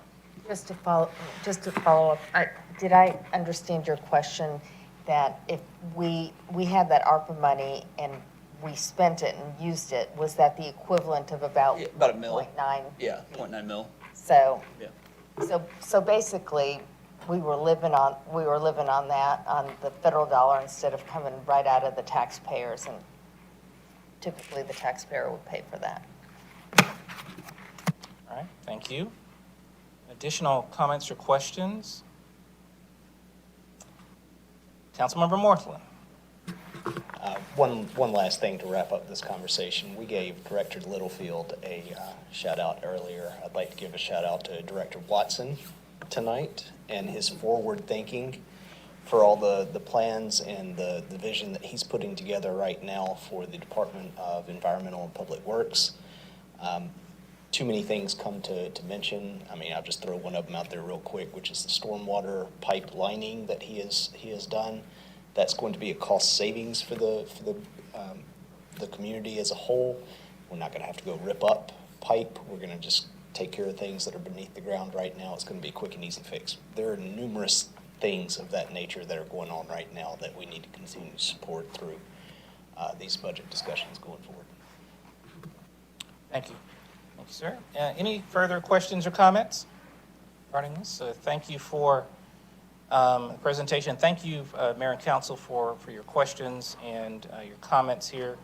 Obviously, over the next several days, we'll be engaging you and invite any further questions, comments, illumination that we can provide. We'll certainly do everything we can, of course, to make ourselves available for meetings and or discussion.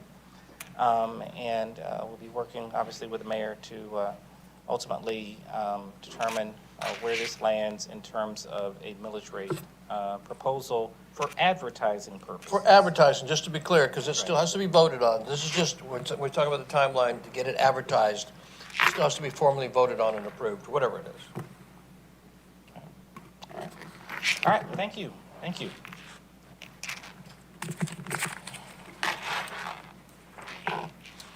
All right, the last item as noted on the agenda under other items is Old Mill Park discussion.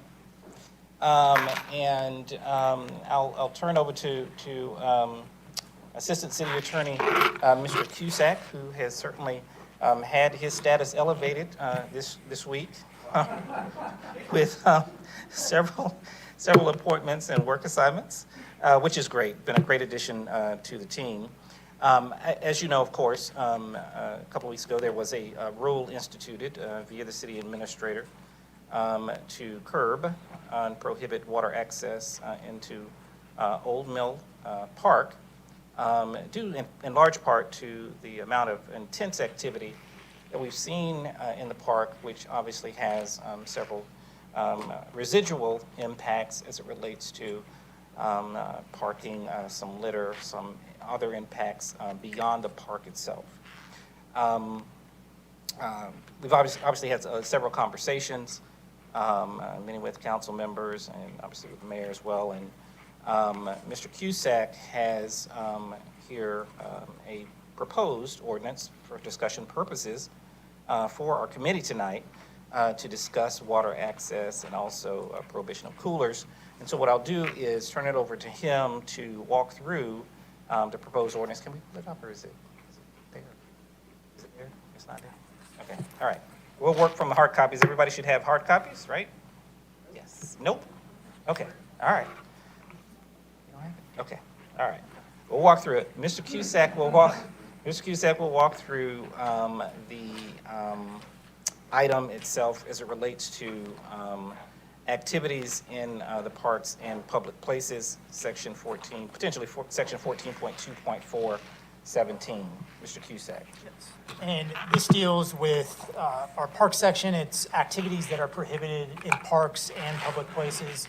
It applies only to, the way the ordinance is drafted, it's only going to apply to Old Mill Park. So what this is, it's the river parks and related areas section. Yes, and I can. Yeah, hold on one second. We'll see what we can do here.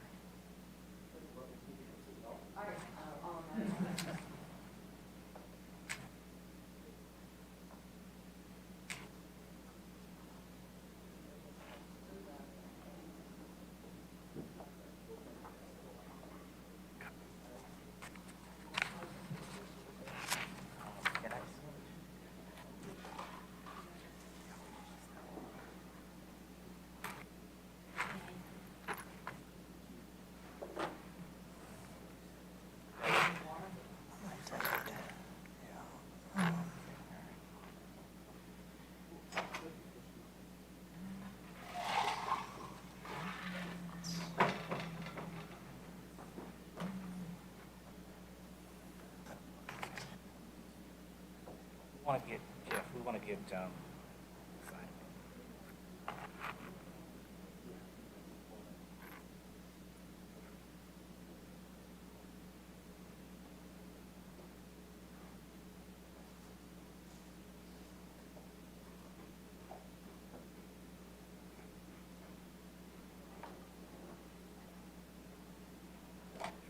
I share, is it in I share? Where is it? Or is it- Should be in my drive. How about ordinance 81324? No.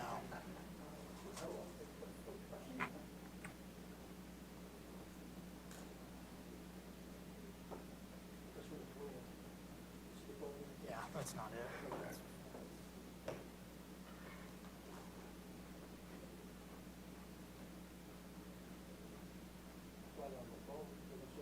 Yeah, if you wanna, yeah. See if I can Good to be able to. You have it on your email? Okay. Hold on.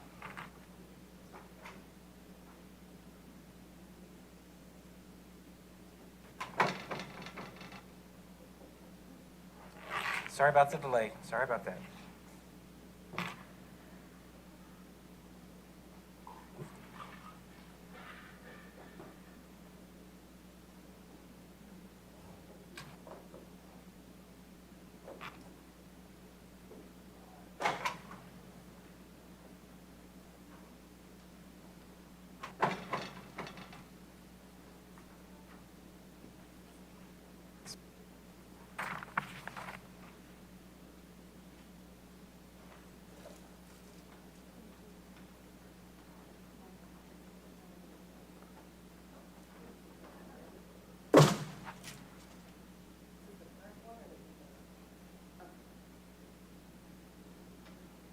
Oh, yes, all sizes.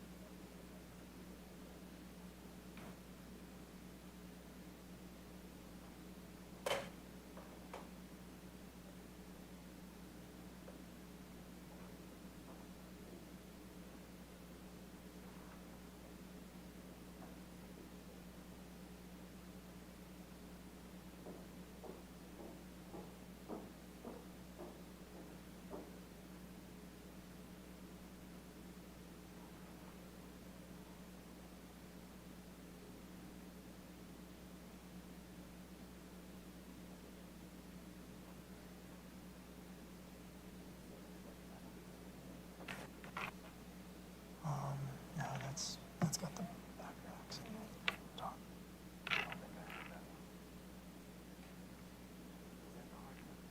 Yes. Yes, it seems that way.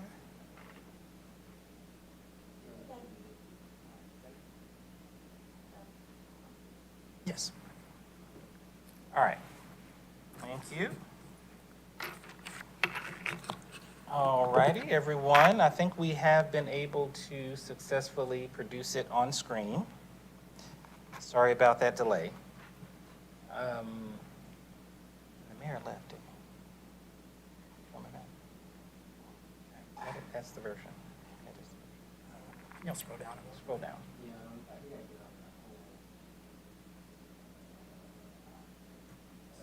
Yeah, that works. Everybody see that okay? Thank you, Mayor. I think We got it? I think we got it. Yes, sir. All right. All right, so we've got it, been able to produce it on the screen here. Sorry about the delay again. Mr. Cusack will walk through this with us. Yeah, so this is the river parks and related areas prohibited acts in the park. So what this does has added, I believe there was about 7 prohibited acts that had up to a $250 fine for those acts within the river parks and related areas. What this does, it targets Old Mill Park for some of the issues that have been happening there and makes it an ordinance violation to possess or transport a cooler within Old Mill or Vickery Creek Park.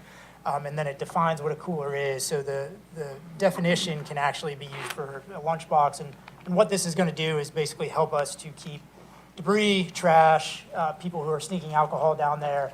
It's just going to go ahead and ban this so our no alcohol ordinance can go ahead and kick in. So basically, police can stop people upon their entry to the park if they have a cooler, ask to see, have them remove it or ask to see it. But what that's going to do is reduce the debris, trash, things of that nature for that area. The next one has to do with entry into the water from the City of Roswell area of Old Mill Park. So that is going to make it a violation to enter the waterway from the City of Roswell side of Old Mill Park. And that has to do with the trash debris, things like that where they have basically trashed that area. So this is why it is targeted just to Old Mill Park. And the fine levied here is the maximum of $250 that is in the activities prohibited in parks ordinances. Or is it a separate section? Sorry about that. All right, questions or comments for Mr. Cusack or for staff in general or pertaining to this item? Councilmember Beeson. I won't get into the specifics actually of the 2 proposed additions to the ordinance quite yet, but I do have a question as to why there's the defined levied penalty, which is $250 only for these 2 line items, which are not applicable to any of the other line items. And as a follow-up question, if the issue that you're trying to solve with coolers through subsection H, why is it that you don't have a designated levied fine for subsection D, which is littering, which is what this claims to solve? So these were tailored just for Old Mill Park. Happy to take a look and possibly add a friendly amendment when the time comes for the litter and debris there, because that's what what we're trying to prevent in that area is more of a conservation, more of the park not being trashed, being aesthetically pleasing. But yeah, that would probably help in that area. I don't know if we want to tailor that, maybe a separate subsection to Old Mill Park. But that seems to be, from what gathered in doing some research on this, the Rec and Parks is having to go, this is the only park they have to go multiple times a day to clean litter and debris. So that's why it's tailored, but also subsection D would, if we make another subsection to that for Old Mill Park, probably be very helpful. Yes, Councilmember Beeson. To follow up on that, you said that Parks and Rec has to go multiple times a day in order to clean up the litter and debris. Is that a sweep of the park, or is that cleaning out the trash cans? I believe it is a sweep of the park. I'm unsure of that, though. Trash. It's my understanding that it was trash cans, which is interesting to me that we're trying to limit debris by just not bringing coolers in. To the subsection I, it shall be unlawful for any person to enter the waterway of the City of Roswell area of Old Mill Park, Vickery Creek Park. They can still enter through the national park side, and the line of designation is between the middle of the creek. That's correct? Correct. So people can still swim in the creek on the national park side? Yes, we do not have jurisdiction over the national park side. And that's the side that has significantly higher calls related to people slipping and falling on the rocks, right? From my understanding, yes. So what are we trying to solve by limiting people from accessing the water through just the Roswell side? I mean, just total people in the water, total people calls. I mean, you're talking about not all calls have come from the national park side. So No, but the majority of slip and fall calls related to any dangerous situation related to the rocks down there. Nobody's fallen off of the ruins. As I've seen a couple people comment on social media, I actually went back and looked. I don't see any evidence of people falling off of the actual falls themselves. It's mostly slip and falls on the rocks themselves. And the majority of those are happening on a national park side. So how are we addressing those issues by limiting people from the city of Roswell side? Councilmember Hall? I just have a question, just to follow up on Councilmember Beeson. So if this is enacted and somebody comes in from the national park side and hurts themselves, breaks their neck, paralyzed, whatever the case is, do they have liability against the city, or would we be free of that liability because we have an ordinance like this enacted? So I believe we'd be free from liability there. But if they came in on our side and fell down, broke their neck, were quadriplegic, then the city'd have liability if we did not have an ordinance. I think the ordinance absolutely helps. I don't want to get into specific facts and circumstances of each specific case. So this is also protection for Correct. major claims. Thank you. Councilmember Hills? Thank you. To address Councilmember Beeson's question, it has been reported and documented time and time again, people are coming and camping out all day, which is not a problem in any of our parks. But folks are preparing for that with coolers. And the vast majority of the trash is coming from coolers. Some are coming from grocery bags, and people are carrying in like pack mules to stay for the day, which again isn't a problem if you pack out. We have had residents and visitors, staff as far as Parks and Rec and police that have seen people with, and I've seen them, I actually have pictures on my camera, as far back on this camera to 2015, but of different incidences of garbage in the park, and people taking their coolers out into the water and sitting on the rocks, or letting their cooler float in the water, and maybe the cooler tips over in the water. So there's a lot of garbage that comes that way. That also includes diapers, it includes glass that's been broken down there, handles, which for those of you that are listening, that's a big jug of liquor that's glass, that are broken down there in addition to cans, of course, paper, and a lot of wrappers and things from food. So the cooler seems to be a mechanism. If the coolers were eliminated, we would have virtually no garbage down there. And that's been proven just in the last couple of weeks when we've imposed that friendly reminder of no coolers and just to stick to the trails at this time. Yeah, Mayor Wilson? Thank you. Thank you, Mr. Chairman. I guess just for the record, I should let everybody know that approximately 8 weeks ago, I put together a working group on what I call the mill working group in the early part of the summer, quite frankly, because for over 2 years, the mill has been an ongoing discussion point and pain point for the City of Roswell government, City of Roswell's elected officials, and for the neighborhood of the mill. And so, I have a responsibility that when anytime residents of our city in a fairly large order feel like they're unhappy, whether I understand their perspective or disagree or agree with their perspective, I have a responsibility to get engaged and get involved. So I appointed a working group of three elected city council people, Will Morton, Lee Hills, David Johnson, City Council, and then asked 3 people from senior staff, HR Director Linda Warren, Deputy City Attorney Joe Cusack, and Assistant Parks Director Taylor. Taylor's last name, excuse me, sorry, Taylor. And then asked, Taylor Smith. And then asked 3 residents, 2 of which lived in the mill and 1 did not live in the mill, also to be on there, and for the safety of their public, I will not disclose their names in the public at this point, but there were 3 residents on there. And so I asked that group to meet for 5 weeks and to come up with ideas and proposals and solutions to help all the ongoing issues that seem to be happening at the mill that have been intensifying over the last 2 years. Not getting better, but getting worse. And certainly our neighbors, our fellow residents of the mill, were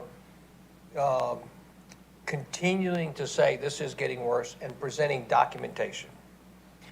So At the end of 5 weeks, I met with the working group. I asked for them to take formal votes on any recommendations, if there were any formal recommendations. Councilmember Johnson was not there at the last meeting, but he made his votes known clear if he had been there. And there were several recommendations taken. Some of those have already been put into place. There were some recommendations given to me that I have not moved forward. What you're seeing right now basically is a recommendation that came across 8-0, and I think if David had been there, it'd been 9-0 on the non-cooler ordinance. I think you're also seeing is that the no water access entry on the Roswell Mill Park side also had an 8-0 vote, and I think David Johnson would have voted 9-0 on that, so it'd been 9-0. So you have to pay attention when 9 people who've been working together on something, who are invested in its success, make a recommendation and say, we think this is a good solution. We don't know if it's perfect, but gosh, we're all in alignment on where we are going to vote on this. And so out of that came the cooler ordinance, out of that came the no water access to Roswell Entry Park, just for edification's sake. And we're still figuring it out on an enforcement level. There's going to be a handful of people that legitimately walk from the National Park Service side, from the parking lot, all the way to the mill to get into the water. If anybody's getting into the water from the National Park Service side, they're getting in it because they crossed from the Roswell side. That changes the equation, by the way, in terms of the discussion that the police and law enforcement has with the individual that comes from the Roswell side, goes over to the National Park Service side, decides to get in the water. It does change the discussion. We're still figuring a little bit of that out. But if somebody legitimately comes from the National Park Service side, walks a mile and goes all the way to the mill and wants to get in the water, that's right. We have no say on that. But coming from the Roswell side over to the National Park Service side, getting into the water, coming back in, it's a little different discussion. But anyway, these 2 recommendations clearly came from this working group, 8-0, and I would suggest 9-0 on the no cooler ordinance and on the no access to the Roswell Mill Park, no water access. Not perfect. It's a part of a working solution to see if this makes a difference in improving what's going on down there. All right, thank you. Councilmember Johnson. Yes, I'll confirm that I would have voted yes on both of these. When we got into this process, I wanted to see a lot of data. One of the things I asked for was a traffic study on Mill Street, which on Wednesday averages about 300 cars a day, and on Saturday averages about 2,000. Our park is over capacity. That's the bottom line, right? There's no ifs, ands, or buts about this. There's no motivation about this. The park is simply over capacity. And I think as an elected official of this city, and I agree with you, that we have to do something about it. And the easiest and quickest solution at this moment was to put the park into a trail-only access like we did. Not popular. It's a tough decision. Don't love restricting parkland in our city, but it is being abused. And it was the right decision to do. And I was traveling in Austin, Texas, and at one of their lovely watering holes, they do not allow coolers, right? Lots of places do not allow coolers in their parks because of what we saw at Old Mill. So I absolutely would support this ordinance on banning coolers in this park at this time. As far as entering the waterway, we know that the main attraction to this park is swimming, right? We also know that a lot of these people that come swimming in this area are not Roswell citizens. And what that means is when my family wants to come to Old Mill Park and wants to picnic or hike or, can't find parking, we can't use the park, I quit coming here. In fact, when I moved to Roswell, I used to walk to this park almost daily. And I haven't been to this park probably until this discussion came up and started researching this information. I haven't been to this park in 3 years, in 4 years, because it was over capacity.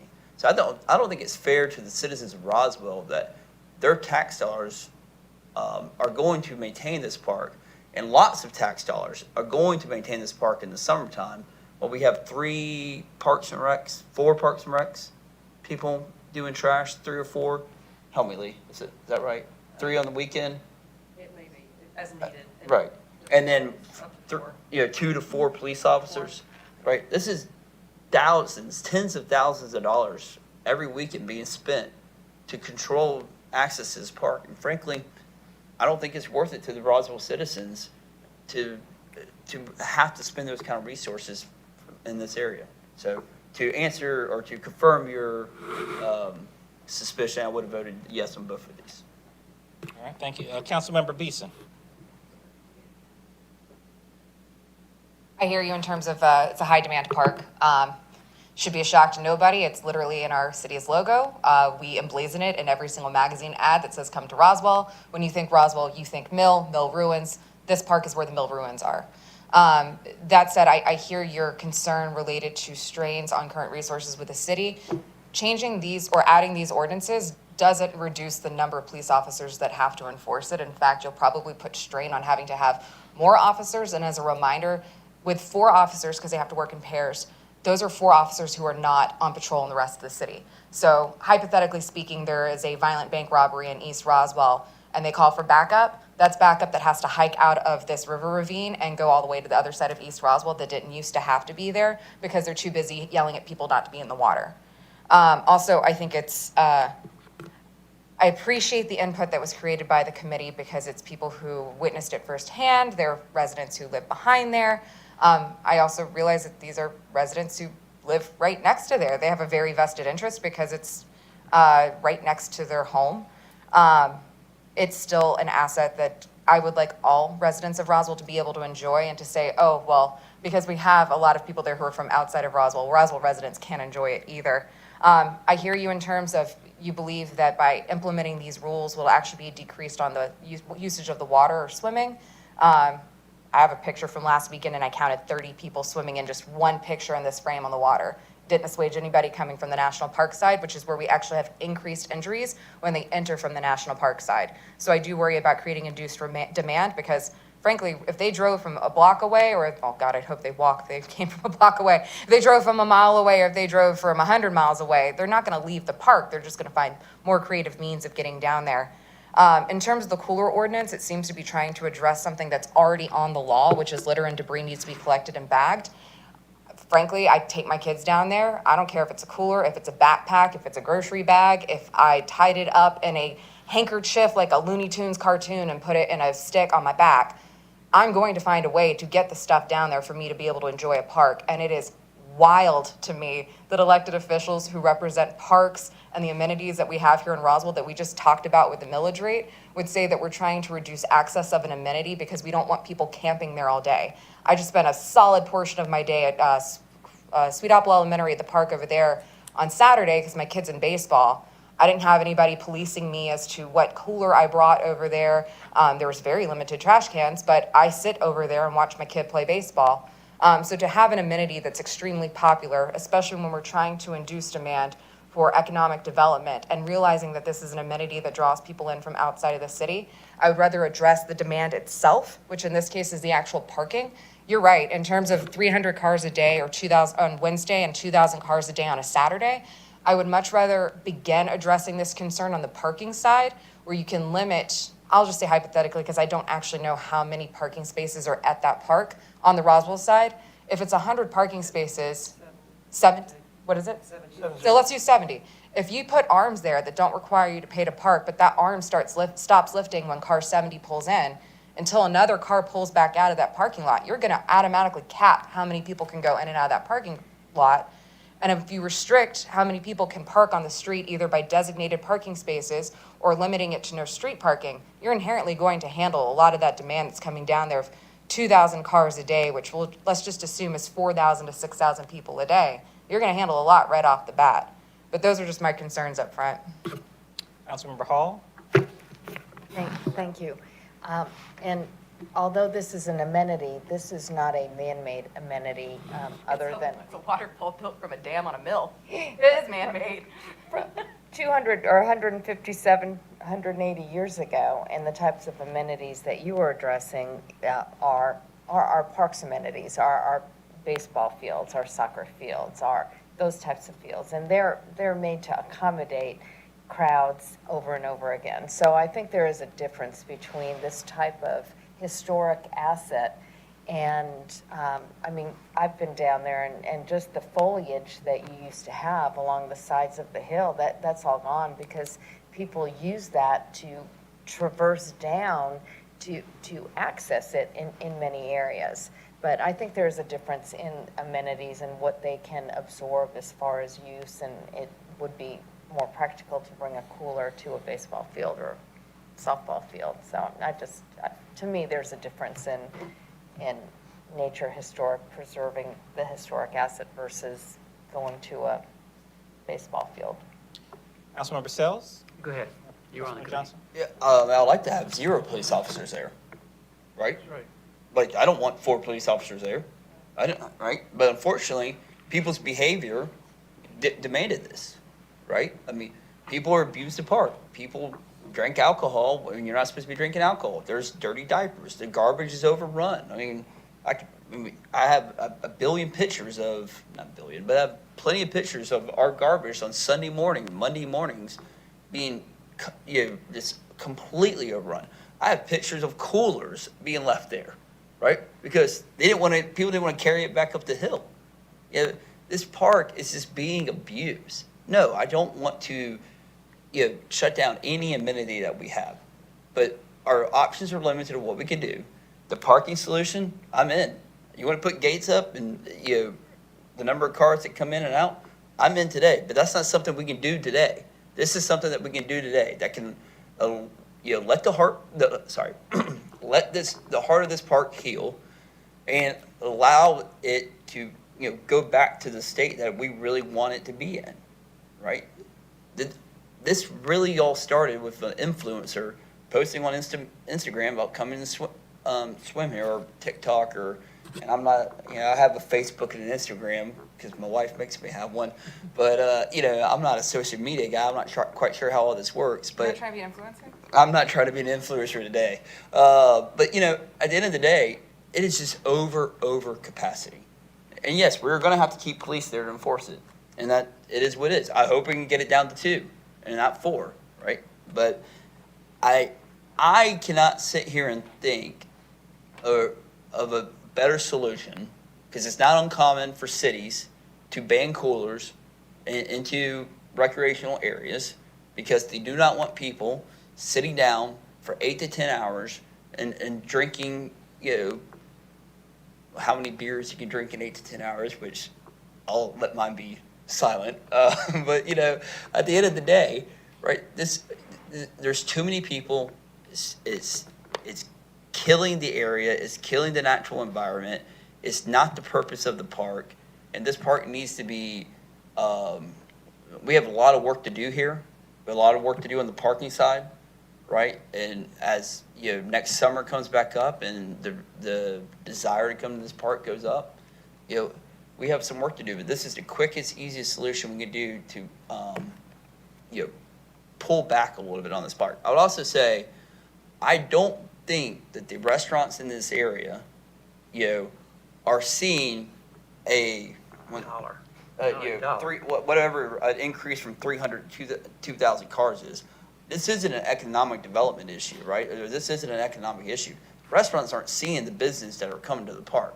People come to this park and they stay there, and they come into Roswell and then they leave.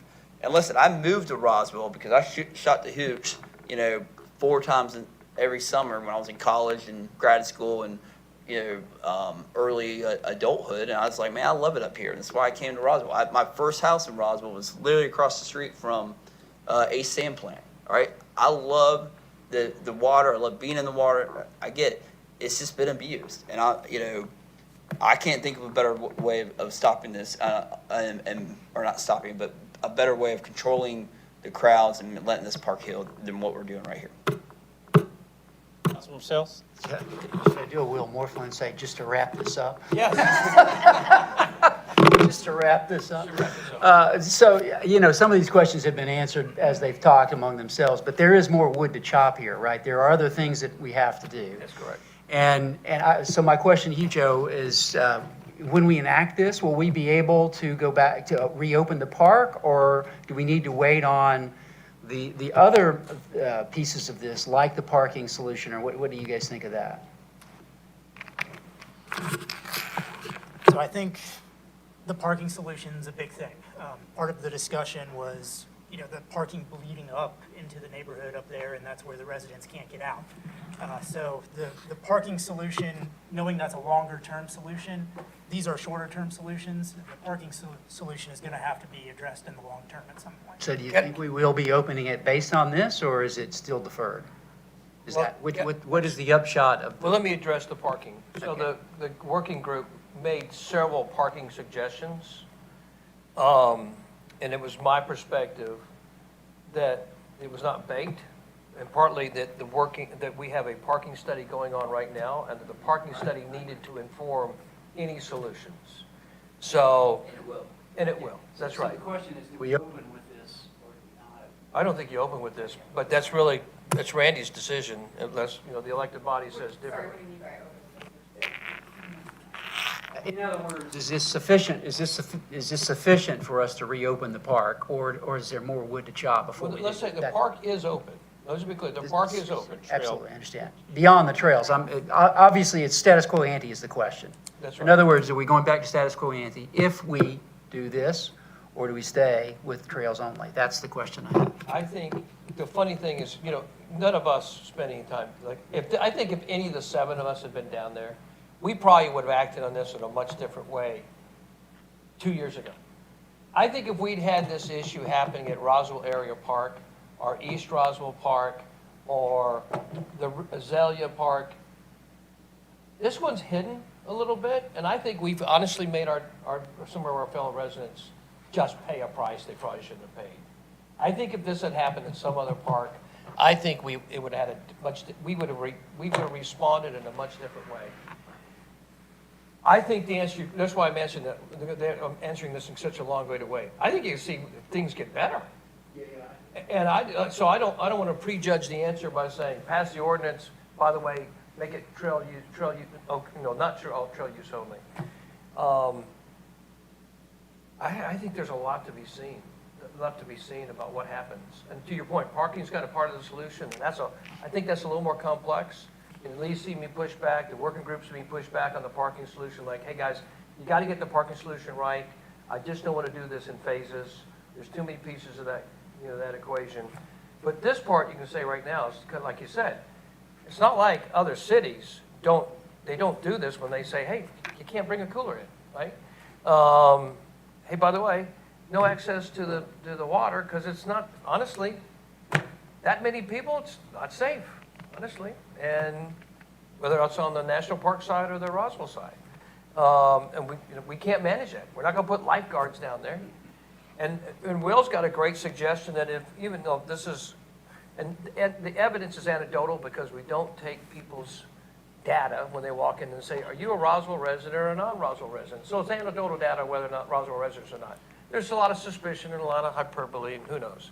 But Will has a great solution, I think, but it's a budgetary matter, so I hesitate to bring it up. Talk about that later. Yeah, about, hey, if these are really people who need access to water during the summer, families, right? Will has a great solution for that, in my mind, but. Okay. Councilmember Johnson. Excluding the Chattahoochee River, do we allow swimming in any other body of water in Roswell? Just the pool. Councilmember Beeson. The microphones tonight have been fun. Understood in terms of the other bodies of water. It'd be very difficult to drown yourself in the Vickery Creek because it's a whopping, for the most part, 6 inches of water at any point in time. However, we do allow access to the Chattahoochee River, not only for swimmers, and I realize that we don't control the Chattahoochee itself, but we do control the parks and the way that people access it, not only for swimmers, kayakers, row teams, paddle boarders, you name it. I hear you in terms of protecting a historic asset. I also hear you in terms of parking is not something that we can solve today. It's the academic in me that knows that, oh guys, let's hurry up and rush and do this because it's a Band-Aid fix. wow, the crowd subsided. We'll ignore the fact that it's fall and getting cooler outside and Labor Day happens and people just don't naturally go swimming anymore in those times of year. And then we can high five each other and be like, we did it, guys, we solved it. As opposed to actually looking at long-term solutions during the dead end of year as we're beginning to head into winter and head into fall, and as the park naturally subsides in terms of crowds, when we can address long-term solutions like parking, like the traffic flows, especially on these tight historic streets where frankly, you cannot get a fire truck through if you had an emergency where you had to get a full engine down there. They're not gonna fit with people parked on those streets. Talking about the alcohol itself, this might be a question for Mr. Cusack. Isn't alcohol already illegal in our park systems? It is, but it was still happening there. Yeah, I mean, it's just, you're making more policies and more laws and more ordinances to address, Not in those two. it's for all parks, I believe. I know, but it's not in those two. You're We're right, talking about it's- those two, right? Aren't we talking about those two? Yes. We're not talking about the others, we're talking about those two. Right, but you're creating those two in order to address other ordinances that already exist. But it's like- silent as to alcohol. Okay, so we're not introducing a new concept. You're trying to address, based off everyone's feedback, littering, alcohol, all of which is already addressed in the ordinances itself, and now you're creating more ordinances as a whack-a-mole effect that I don't think is going to address the issue. That said, I'll tie this up in a, I got the microphone. I will wrap this up by saying, if this ordinance is brought forward, that I will expect an engineering report that documents the need for any additional environmental or historical protections that would justify the need for the passage of either of these ordinances. Thank you. Councilmember Sells. Would you like to put forward an alternative amendment? Yes. This will solve the problem? I think you stipulated that we do have a problem. Yes, no, so the alternative that I would rather address, especially during the downtime as we head into fall and winter, is looking at the actual capping of the parking spaces, because right now, everyone and their mom is parked on top of each other. So as opposed to capping the parking, I believe Councilmember Hills had said that it's approximately 70 parking spaces, instituting either arms, or even, you can have one person who stands out there from Rec and Parks that just says, you know, what is it, in family vacation, sorry, park's full, moose out front, should have told you. If there's no more spaces, you don't let another car in until that space frees up. You can also designate parking on the street for areas close to the businesses, Sloan Street, with just painted lines, and very strictly say, if you're not in the lines and you don't park here, no parking. Mr. Chairman, let just, the Mayor reason, Wilson, and I'll come to Councilmember. there's, the working group put together a lot of ideas, some of which you suggested. It's not baked. You gotta have the parking study to bake the whole thing. Like, I didn't want to do a piecemeal approach on the parking piece. Like, it's very tempting to say, hey, let's go and put an arm up. Like, that's very logical, but it ties into parking. It impacts all the overflow parking. I'll also say, Sarah, is that enforcement's an issue. Like, the reason we added coolers and water access, it gives the police a clearer path of enforcement. Right now, the police have a very difficult time, like, well, what do you want us to enforce? You want us to enforce no alcohol? How do we enforce no alcohol? Like, you know what I mean? Because they're holding it in a cooler, in a coolie, right? It's in a cooler. And so you're asking the police to kind of take an extra step of oversight. And the police are saying, will you please make it clear for us what you want us to do? So kind of that's where the coolers came from. Like, hey, stop the cooler. No coolers. And by the way, you saw the participating language on the coolers, because I think, you know, whether it's not a cooler, whether it's a backpack or whatever, it says, hey, you can't, if you're bringing in the container that's containing, it has the ability to contain alcohol, it believes what it says, up to that degree. No, it's refrigerated only, which is why I say, like, if, I understand the need for probable cause for the police, because the police cannot say, what's in your cooler, I want to see if there's alcohol. That's probable cause. But in this situation, I can still just as easily bring a backpack.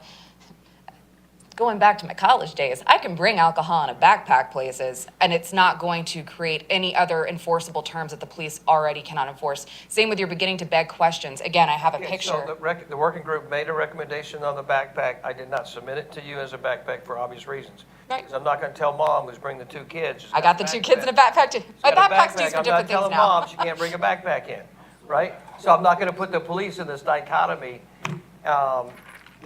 Hey, no backpacks, no coolers. That's why the working group actually said no backpacks, because they recognized that you could carry beer in the backpack. No, I hear you. That's why I don't want to put police in this dichotomy of what's defining a cooler, what's carrying an alcohol, what's carrying a beverage. Same with the line of delineation in the middle of the creek. Am I going to get out there with my yardstick and say, are you in the middle of the creek and you're technically on MPS side, or are you technically on our side? Or did I get in over there, but I walked over here? Underneath the water, just FYI. What was that? Technically, you own the land underneath the water on both sides. In terms of accessing it, but they can still access from MPS side. No question about it. Right. Technically, you actually own the land underneath the water. I just want logical enforcement, and I feel like this begs the question of illogical enforcement. Councilmember Hills, I saw her. Councilmember Hills, did you? That's not good. All right.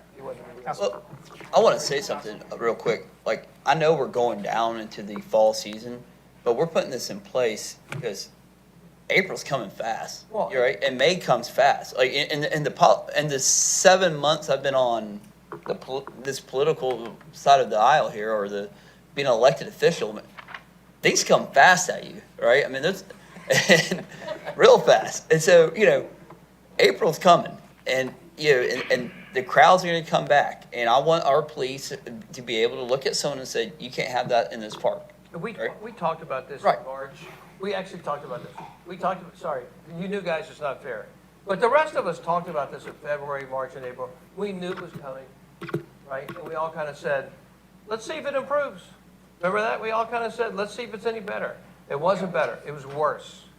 And so the only thing I would say is, if you pass this, you go to committee, goes to council, you pass, you get to see a little bit of data. September's valuable. I mean, it's still warm, and so you'll see some data. You'll see if there's some impact. I don't know. I don't know if we've seen any impact on the trail use only. I don't know. But that's all, it's all piecemeal, obviously, but you're seeing, waiting to and by the way, you'll see if there's some success between now and then, waiting till next March or April to do the whole enchilada. So, I mean, I think you're just giving yourself a chance to see, does it work some, or does it work not at all, or does it work a little bit, or work at all? And we cannot control what we can control. That's We right. can't control the NPS side, right? And that's it. We So, cannot control the NPS side. huh? You're right, we cannot control We the cannot NPS. control the NPS side. We can ask for help, That's right. and hopefully we'll get some help. But for the most part, this is what we can control. Bring a cooler of beer to the next committee meeting? You can. As city elected officials, you are allowed to drink. Now, the staff will not be able to participate. All right, that may be a great place to, oh, I'm sorry. Councilmember Morton. Councilmember Morton. So we're all done, right? Yes. Okay. I'm done. So, in conclusion, there was one positive thing that came out of all these discussions with the working group and the 5 weeks that we met with the residents of the Mill Village and the non-resident. And that was the absolute top-level efforts that our Rec and Parks crew did in trying to clean and maintain the level of trash that was going on down there. Every one of the residents that we talked to and provided comments, they all had nothing but glowing remarks to say about our staff, our city staff that was down there trying to curtail the amount of garbage, litter, all the things that were happening for the folks that were simply on a continual rotation in that park. This is the only park that someone didn't have a list of parks that they had to attend to every day. This was the park that they were stationed at just because of the amount of litter that was going on and the overusage that was happening in this park. They would get to the end of the trail, they would circle around, they'd come back, and they were just on a consistent loop all day long. This was the park that the employees that were charged with taking care of this park did as good of a job as they could, and it was just an overwhelming task. Just funny you say, 4th of July weekend's a perfect example. There were people in the Parks and Rec who wanted to be at the 4th of July celebration. Because we devote a lot of resources from the city, and they couldn't be there. You know what they were doing? They're picking up trash.